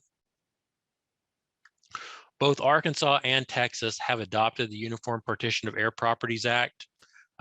Actually, a substantial number of states has been adopting the Uniform Partition of Air Property Act. This is a model law that a Texas law professor created, I think back in 2010 was when he released it.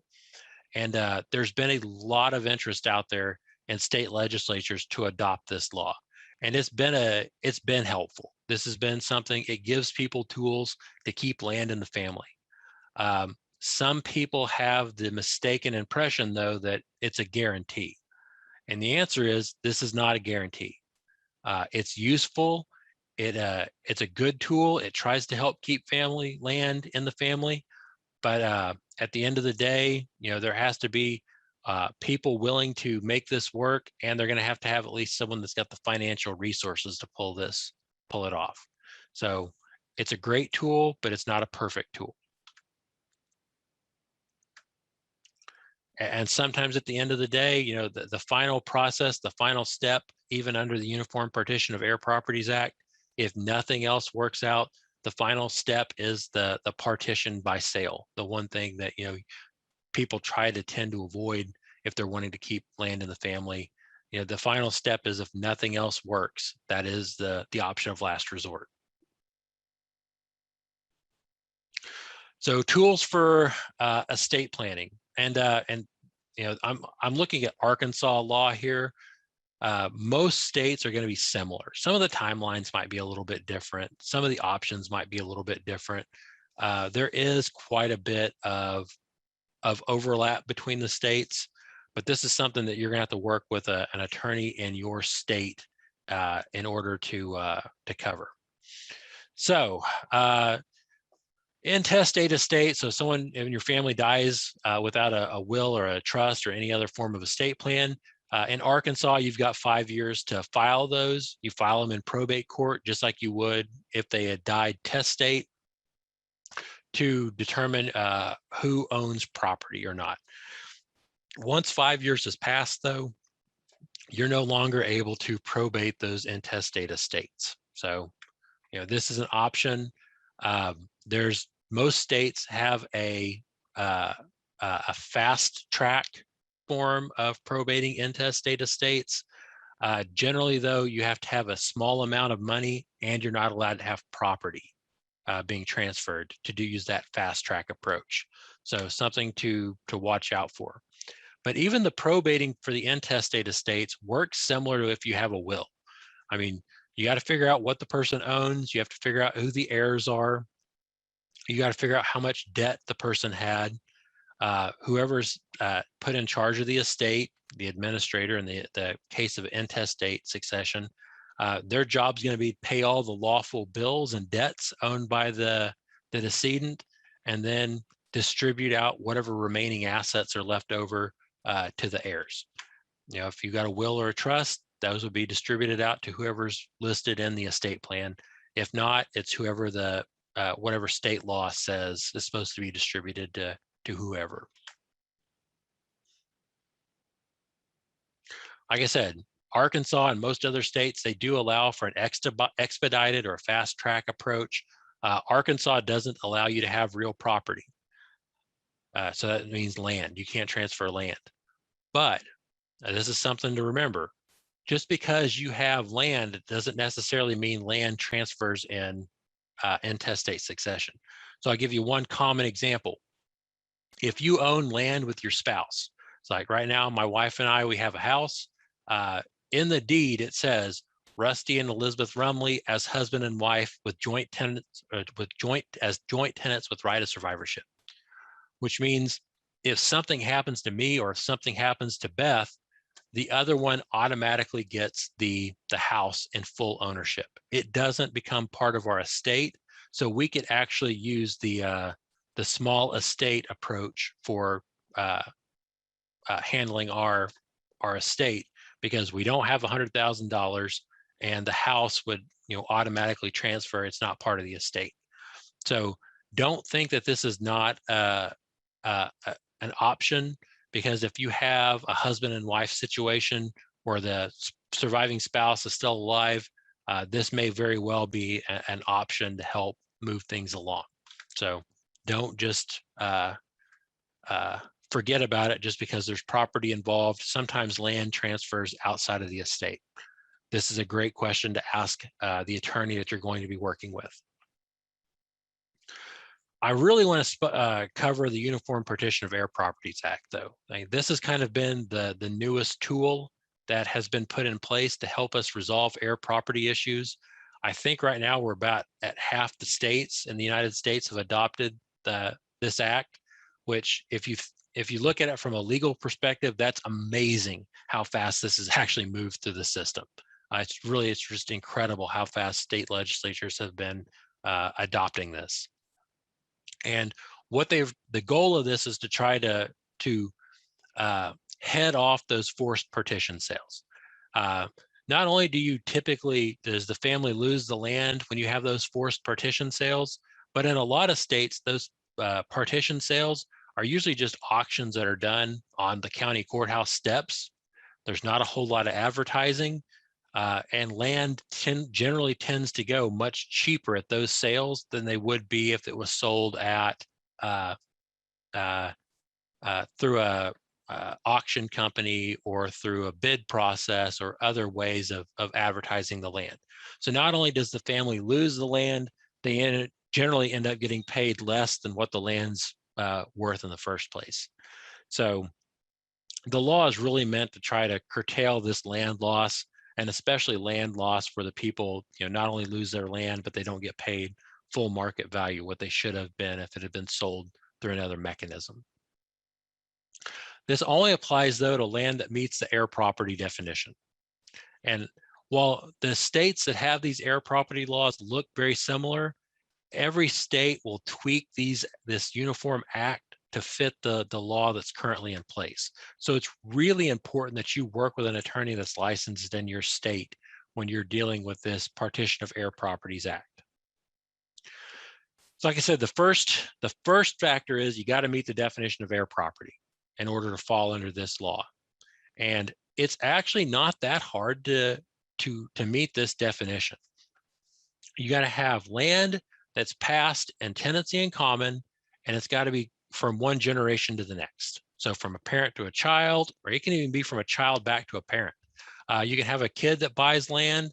They don't have any heirs. A lot of your state intestacy laws, If a child dies and they're not married and they don't have any kids and they've got land or any property, that property is passed back to the parents as the new owners of the land if they're still alive. So, and then you got to have 20% rule. At least 20% of the land has got to be, relatives, or they got to be tied in some way to some tenant or co-tenant that acquired land from a relative. This is not that hard of a definition to meet. So it's pretty easy to meet this definition of heir property. So basically what they're trying to do with the Heir Property Act is it's all about keeping the land in the family. So generally speaking, once you have once you know that your land has met the definition of heir property, the next question is, how do we keep this land in the family? So the first option is, of the people that currently own the land, is there one or more members that would like to buy out the interests of the other co-tenants? Like, who wants out? Who wants cash? So at this phase, you can really consolidate ownership into a few people. The caveat is someone's got to have the money to buy them out, or they're going to have the credit to be able to secure a loan to be able to buy out the other co-tenants. If that's not possible, the next one is, well, if we can't buy everybody out, if there's not enough money to buy out the people that want to get out, can we divvy up the land? Can we do that partition in kind? And they really stress, hey, courts, if you can get some agreement in here, we really want to divvy up the land. It's better to break up the land and keep it in the family than it is to sell it to an outside party. So that's generally the next round of this statute, is to try to keep the land, even if it's not in one large unit, at least try to keep the land in the family. And if that doesn't work, the family members can't buy each other out, there's no way to divide the land, then the final mechanism is, if we're going to have to sell the land, let's try to sell the land in a way that recoups the most, or that generates the most amount of money for the co-tenants in question. And generally, selling it on the courthouse steps is not the best way to do it. So that's generally the mechanism that the UPHPA tries to accomplish. It's a pretty mechanical process. It helps to have an attorney help with this. Some people have been able to do this on their own. Like I said, it kind of depends upon how familiar you are with the legal system and how complicated your family situation is. If your heir property situation is, it's you and your 3 siblings, so it's 4 people, you might be able to work this stuff all out on your own, and you might need a lawyer to just kind of make sure you dotted your I's and crossed your T's. But if everyone's agreeable, you could work through this process pretty simply. You may not even need to use the Uniform Partition of Heir Property Act. But if you do, you got to go to court. It really helps to have the lawyer once you're doing the court process, the official court process. So first of all, you got to make sure it meets the definition of heir property, and then you have to post notice. And most states actually going out there and just putting a sign in the field of the land that's in question, just saying, hey, this land's now subject to the Uniform Partition of Heir Property Act, and this is what we're going to be doing. A lot of times that's good enough notice. The court will appoint a realtor to go out there and basically say, this is how much we think the land's worth. But if everyone can agree, if all the owners can say, hey, we think the land's worth this, you don't even have to pay for the realtor, so long as everyone agrees. Once the value is determined, at that point, everyone kind of gets the chance to start buying out other people. Usually the person that starts the ball rolling, though, that's the person that wants money. That person usually doesn't have the chance to buy out the others, because honestly, they usually don't want it anyway. They're there to get out of it. That's usually why they start the partition action in the first place. So at this point, we start seeing, does someone have the money, or do some people have the money to buy everyone else out? If so, great, the process ends there. Like everyone buys out their co-tenants shares. The people that want to own the land, if they've got the money to buy out the land, they do it then and there, and they wrap up the process. Well, what happens if there's no one that's got the money to buy out all the people that want to get out? So that's when you move into the partition action. Can you divvy up the land fairly? If it's a small tract of land, like, for example, it's a lot in town. Well, there's no way to really subdivide a lot in town most of the time. So you'd have to sell it. But if it's a larger tract of land and it's possible to divide it, you get people that are willing to agree on, taking pieces of land, then that's a viable option. I know in my family, when my grandma passed away, this is basically what we did. My dad and his 3 siblings, they got down and they divvied up each of them got 40 acres of the homestead. And that's, to this day, that's what they do. And all 4 of them are neighbors and all 4 of them get along just fine. They were able to, they had to have a lawyer do the initial paperwork or the final paperwork, but all of the negotiating, all of the getting down to brass tacks, they did all of that themselves and they saved a lot of money. So if they can do the partition in kind and people can agree to it, that's going to be the next best option if you can't keep the land together in one big tract. Things really come up here, and fairness plays a big role. If land can be divided, is really going to come down to what's the land like? Is it all that land that's over in eastern Arkansas, western Mississippi, where the land's is flat as a board and every acre looks the exact same? That kind of land's pretty easy to, it's a lot easier to divide up in kind. But if you've got land in western Oklahoma, like I grew up on, there's sand right next to really good bottom land, and then there's forested land right next to that. I mean, it's just kind of a hodgepodge, and it's a mix, and that land can be valued pretty differently. So that makes it a lot more complicated. So the ability to use this partition in kind is really going to depend upon the property itself and can people agree to it. If the court finds that there's great prejudice, i.e. that people don't get treated fairly by the partition in kind, that's when they move to partition by sale, which is the step that we're generally trying to avoid. They still want to try to preserve as much value as possible. So they basically give the co-tenants the options, like, how do you guys want to sell this if you have to sell it? You can use a realtor to sell it, so it'll be advertised to get the most amount of money you can, or you can elect to do that sale on the courthouse steps. But generally speaking, though, going through a realtor or doing an auction, an advertised auction through a realtor, that's usually going to get the most bang for your buck. And honestly, from what I've seen across the country, people tend to use whatever's more traditional for selling land in their area. In Western Oklahoma, there's a lot of realtors that do auctions on site. So they'll tend to do that.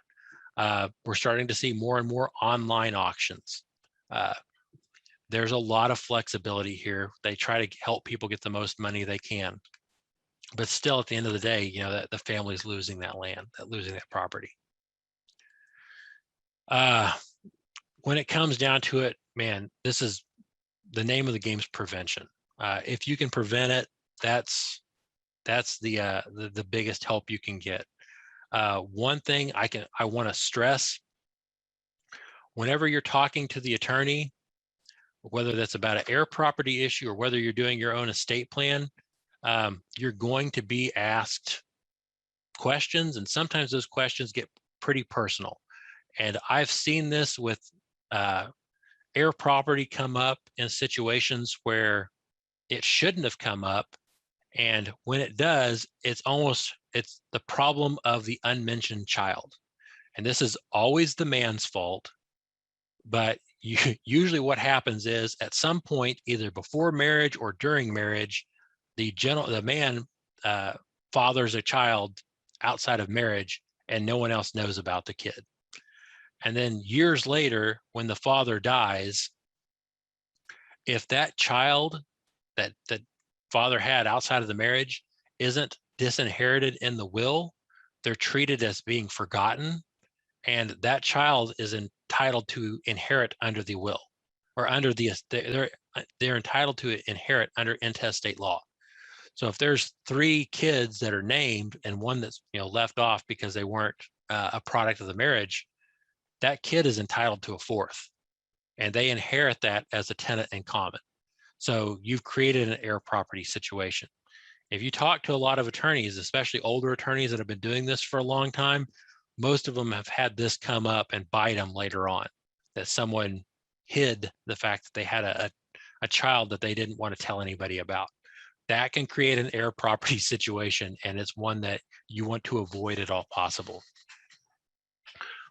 When you go in, before you go in to talk to an attorney and you've got this heir property situation that you're wanting resolved or you're wanting to avoid, one thing I can tell you that'll save you a lot of time and money is sit down and make a list of people.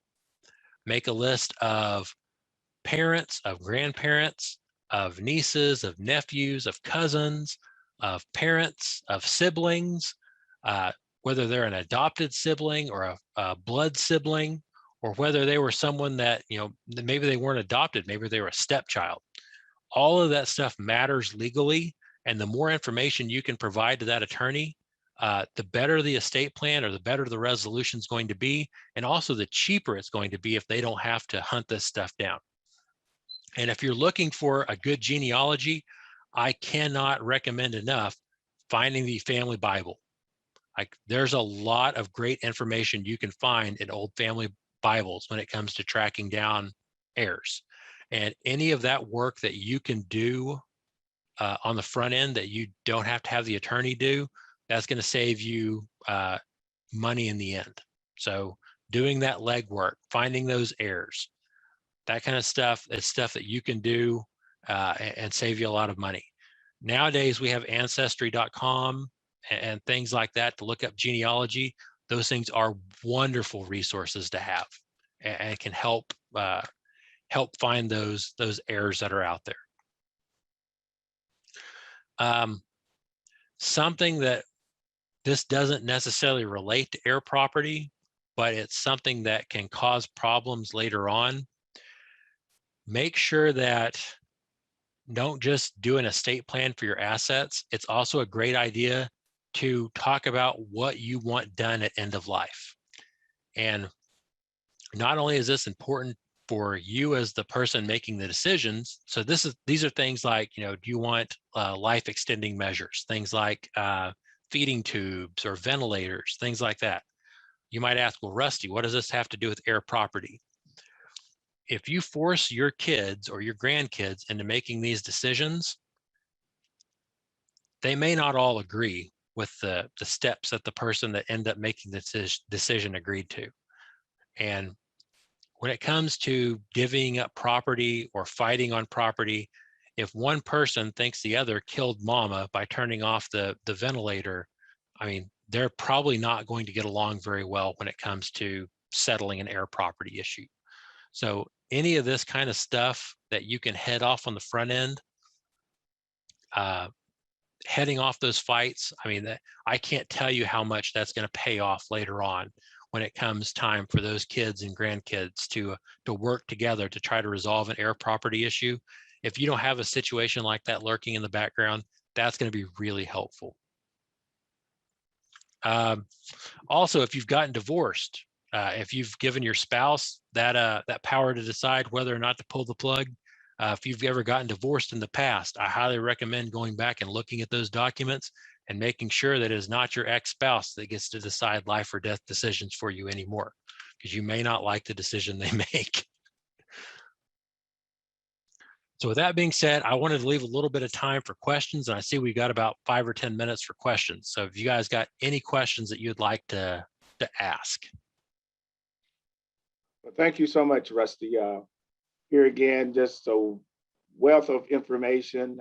I know sometimes it's hard to digest all of that. And so we do have a couple of questions. one here says, our air property is in contract for sale, but at the same time, it's in probate.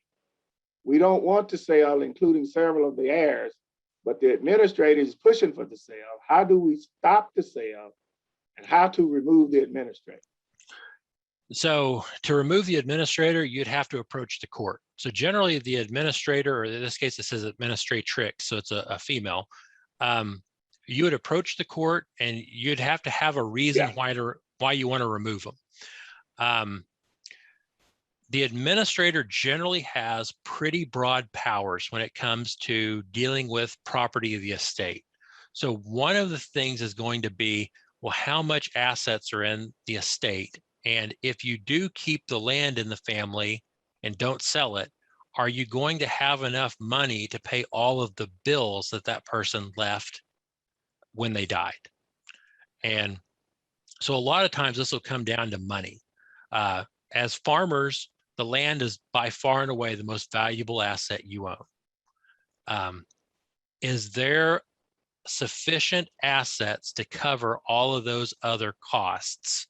Or does the land have to be sold in order to pay those debts? And if you had someone that, spent a significant time in the hospital before they passed away, or they spent a significant time in a nursing home, sometimes paying those bills can be really difficult, and it might necessitate the selling of the land. But it's all going to come down a lot of times to dollars and cents. If you've got the money to pay the debts and you don't need to sell the land, that's when you'd go to the court and say, hey, we really want to keep the land in the family, and you'd have to hire an attorney to basically represent you at the probate court and ask for that person to either be removed or put some restrictions on selling the land. But that's not an easy thing to do. Okay. Well, thank you. And I don't know if you see the other question, but it says we also had family members pass away and there was no will. We pay the taxes, but can't apply for program unless the property is in is changed ownership. How can we expedite this process? So the 2018 Farm Bill, I assume for programs they mean Farm Bill, the FSA or NRCS programs. That's what I assume, yes. That's what I assume too. So the 2018 Farm Bill actually has provisions in it for being able to provide program support for heir property. It's taken a while for USDA to get those programs in place. They're still working out the kinks. That is not that uncommon. It generally takes USDA 3 or 4 years to implement a new program for a farm bill. So they're trying to get this in place. Some states are allowing things like affidavits of heirship to move the process along. But my suggestion would be go down to your county FSA office and ask them specifically, what is the exact documentation you need in order for us to be eligible for EQIP or for whatever program you're wanting to sign up for? And let them tell you. And if they don't know, ask them to reach out to a state member or state level leader and ask them, what kind of paperwork are they looking for? It's going to vary from state to state. And sometimes it's varying from county to county because the guidance hasn't been, we don't really have a cohesive, coherent answer that they're not all singing from the same hymn book. Let's just put it that way. So make sure you talk to those county people, see if they've got an answer. And if they don't, ask them to go reach out to the state level and ask them, what documents are you going to need for this?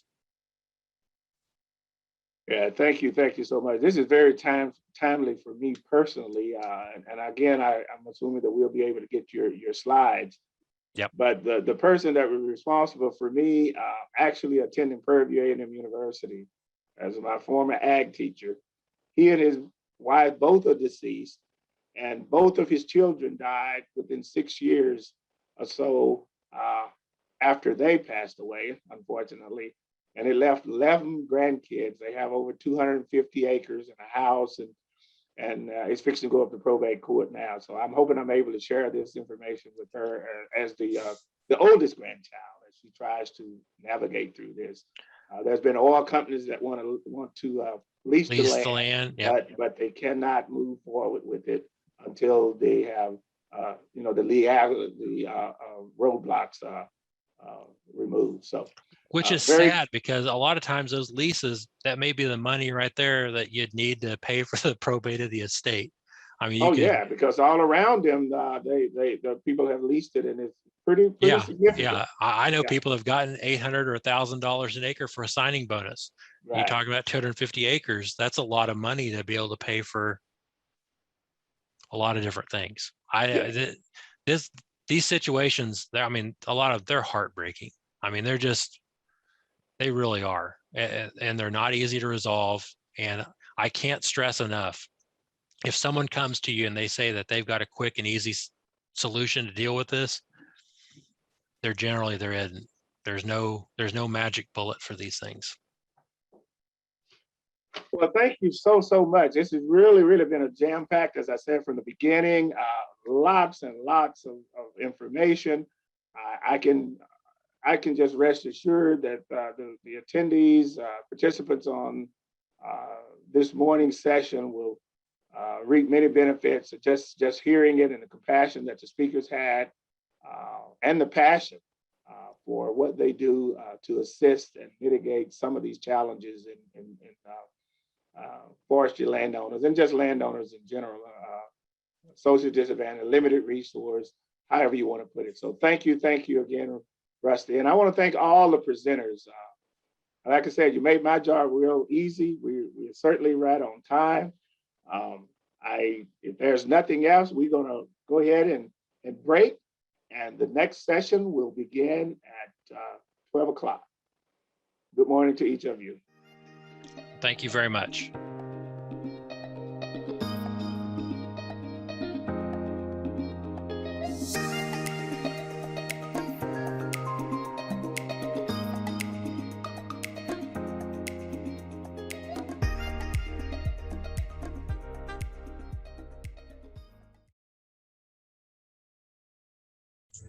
Many landowners throughout Arkansas Thank you, are Alex. fortunate to have the opportunity Angela. to own and enjoy forest lands.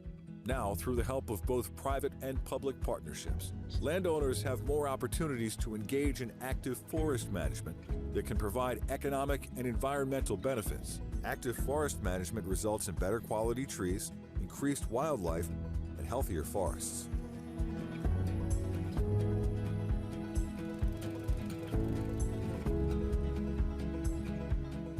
Well, our family arrived here in the 1850s, and this land had been in row crop agriculture for most of that time. We started hunting here in 1978, and among other things, we had a lot of quail here back then. It was nothing to be outside and hear quail whistling all around you, and we hunted them, of course, and enjoyed it. In 1980, we had a severe drought that came early, and there was cotton planted here, and I think the combination of those things along with the herbicide that was sprayed, we didn't hear another quail. Dad set the example in 1988 when he had the property enrolled in the CRP program with USDA.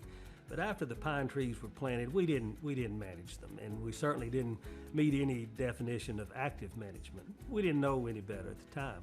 But just recently, I think in 2017, I came to learn through a number of conservation partners about the resources and some of the programs that are available to private landowners, and that's when we entered into to the Conservation Stewardship Program. The year before we began our practices in the Conservation Stewardship Program, Arkansas Game and Fish has a program called Acres for Wildlife. Through that program, we partnered with them and did a controlled burn on each pine stand here on the property. That got us kick-started and prepared us for what we began to do in the subsequent years through the Conservation Stewardship Program. It's been amazing to carry out this 5-year plan with the conservation partners.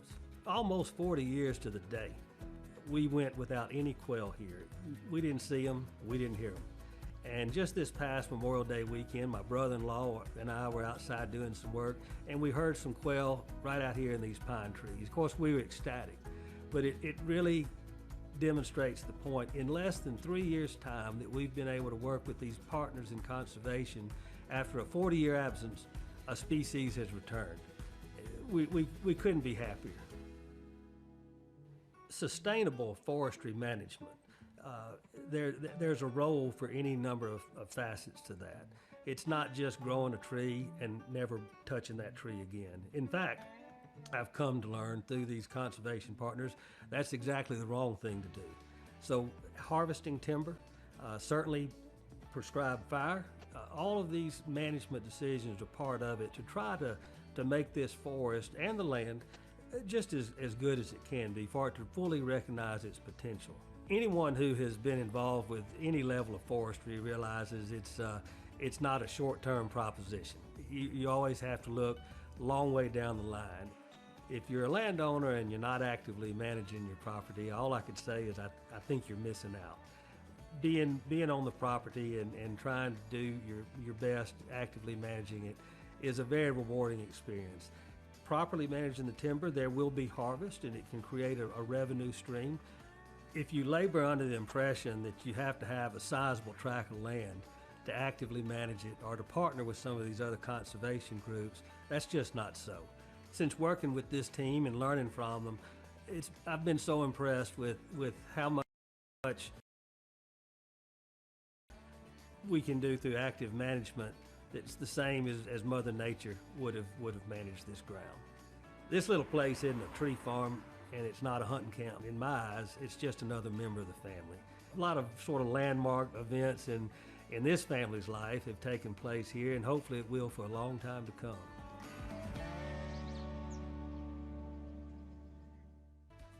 Welcome back to Good Morning Arkansas, everyone.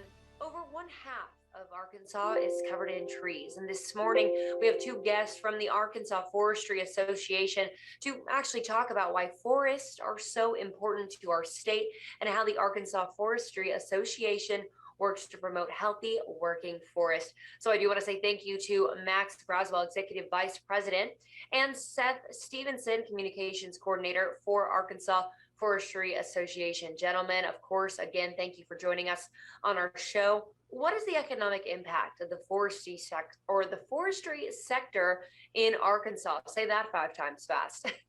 Absolutely, and we appreciate the opportunity to do that this morning with you, Victoria.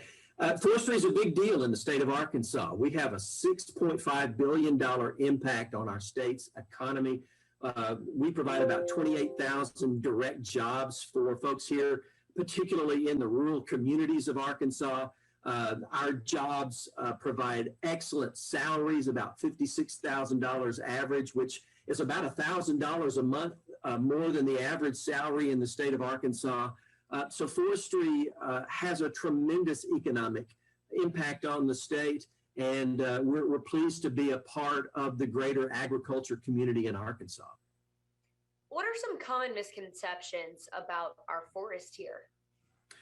That's a great question, because there are a lot. And I think Seth is a perfect example of maybe someone from Arkansas who's lived here his entire life, but has only been a part of our sector for a short period of time. So probably came into the forestry sector with some misconceptions. And he may want to tell you kind of what he thought about forestry when he came to the Arkansas Forestry Association. Yeah, like Max said, I grew up in Arkansas, and it's easy to spot a soybean field or a rice field, but it's a little bit harder maybe to spot a tree farm.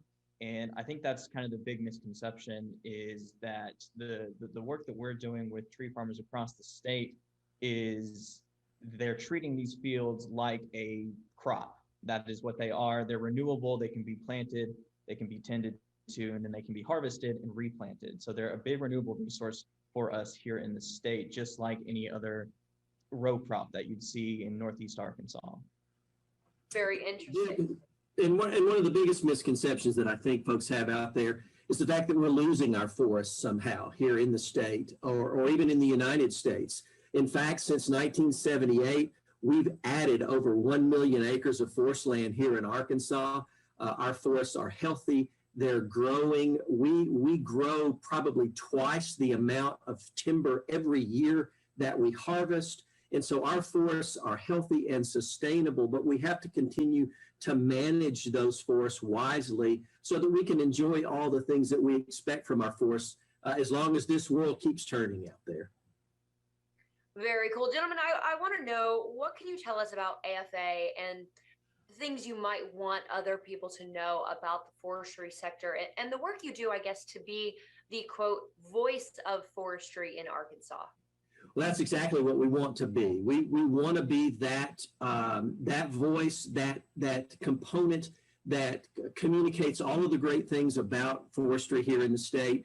We represent the private forest industry, and they depend on us to advocate on their behalf. So the primary work that we do is we do government affairs work, we do public policy work. Seth is our communications coordinator, and he does a tremendous amount of work telling the forestry story. He created our first podcast that's now been in existence for over a year. And so what we want folks to know is that our forests are healthy. We need to continue to manage them. Our working forests mean that we have the markets for those private individuals to continue to invest in their forests. Forestry and the trees that we grow are probably our best natural climate solution. And a lot of folks have that climate change issue at the top of their mind. And again, Seth does a lot of work in making sure that folks understand that we're an environmentally friendly and the first and only really true green industry out there. All right. Well, gentlemen, it sounds like you definitely have a lot going on within the AFA that maybe people in Arkansas are so unaware of. And if you do want our viewers to learn more about what you have going on, is there a website or maybe a good way that they can reach you all to learn more? Yeah, for sure. They can find us at arkforest.org. That's ARKFORESTS.org. We have a lot of information there about what we do. Got more contact information. You can find our phone number there or contact us via email. We'll be more than happy to help you answer any questions that you may have.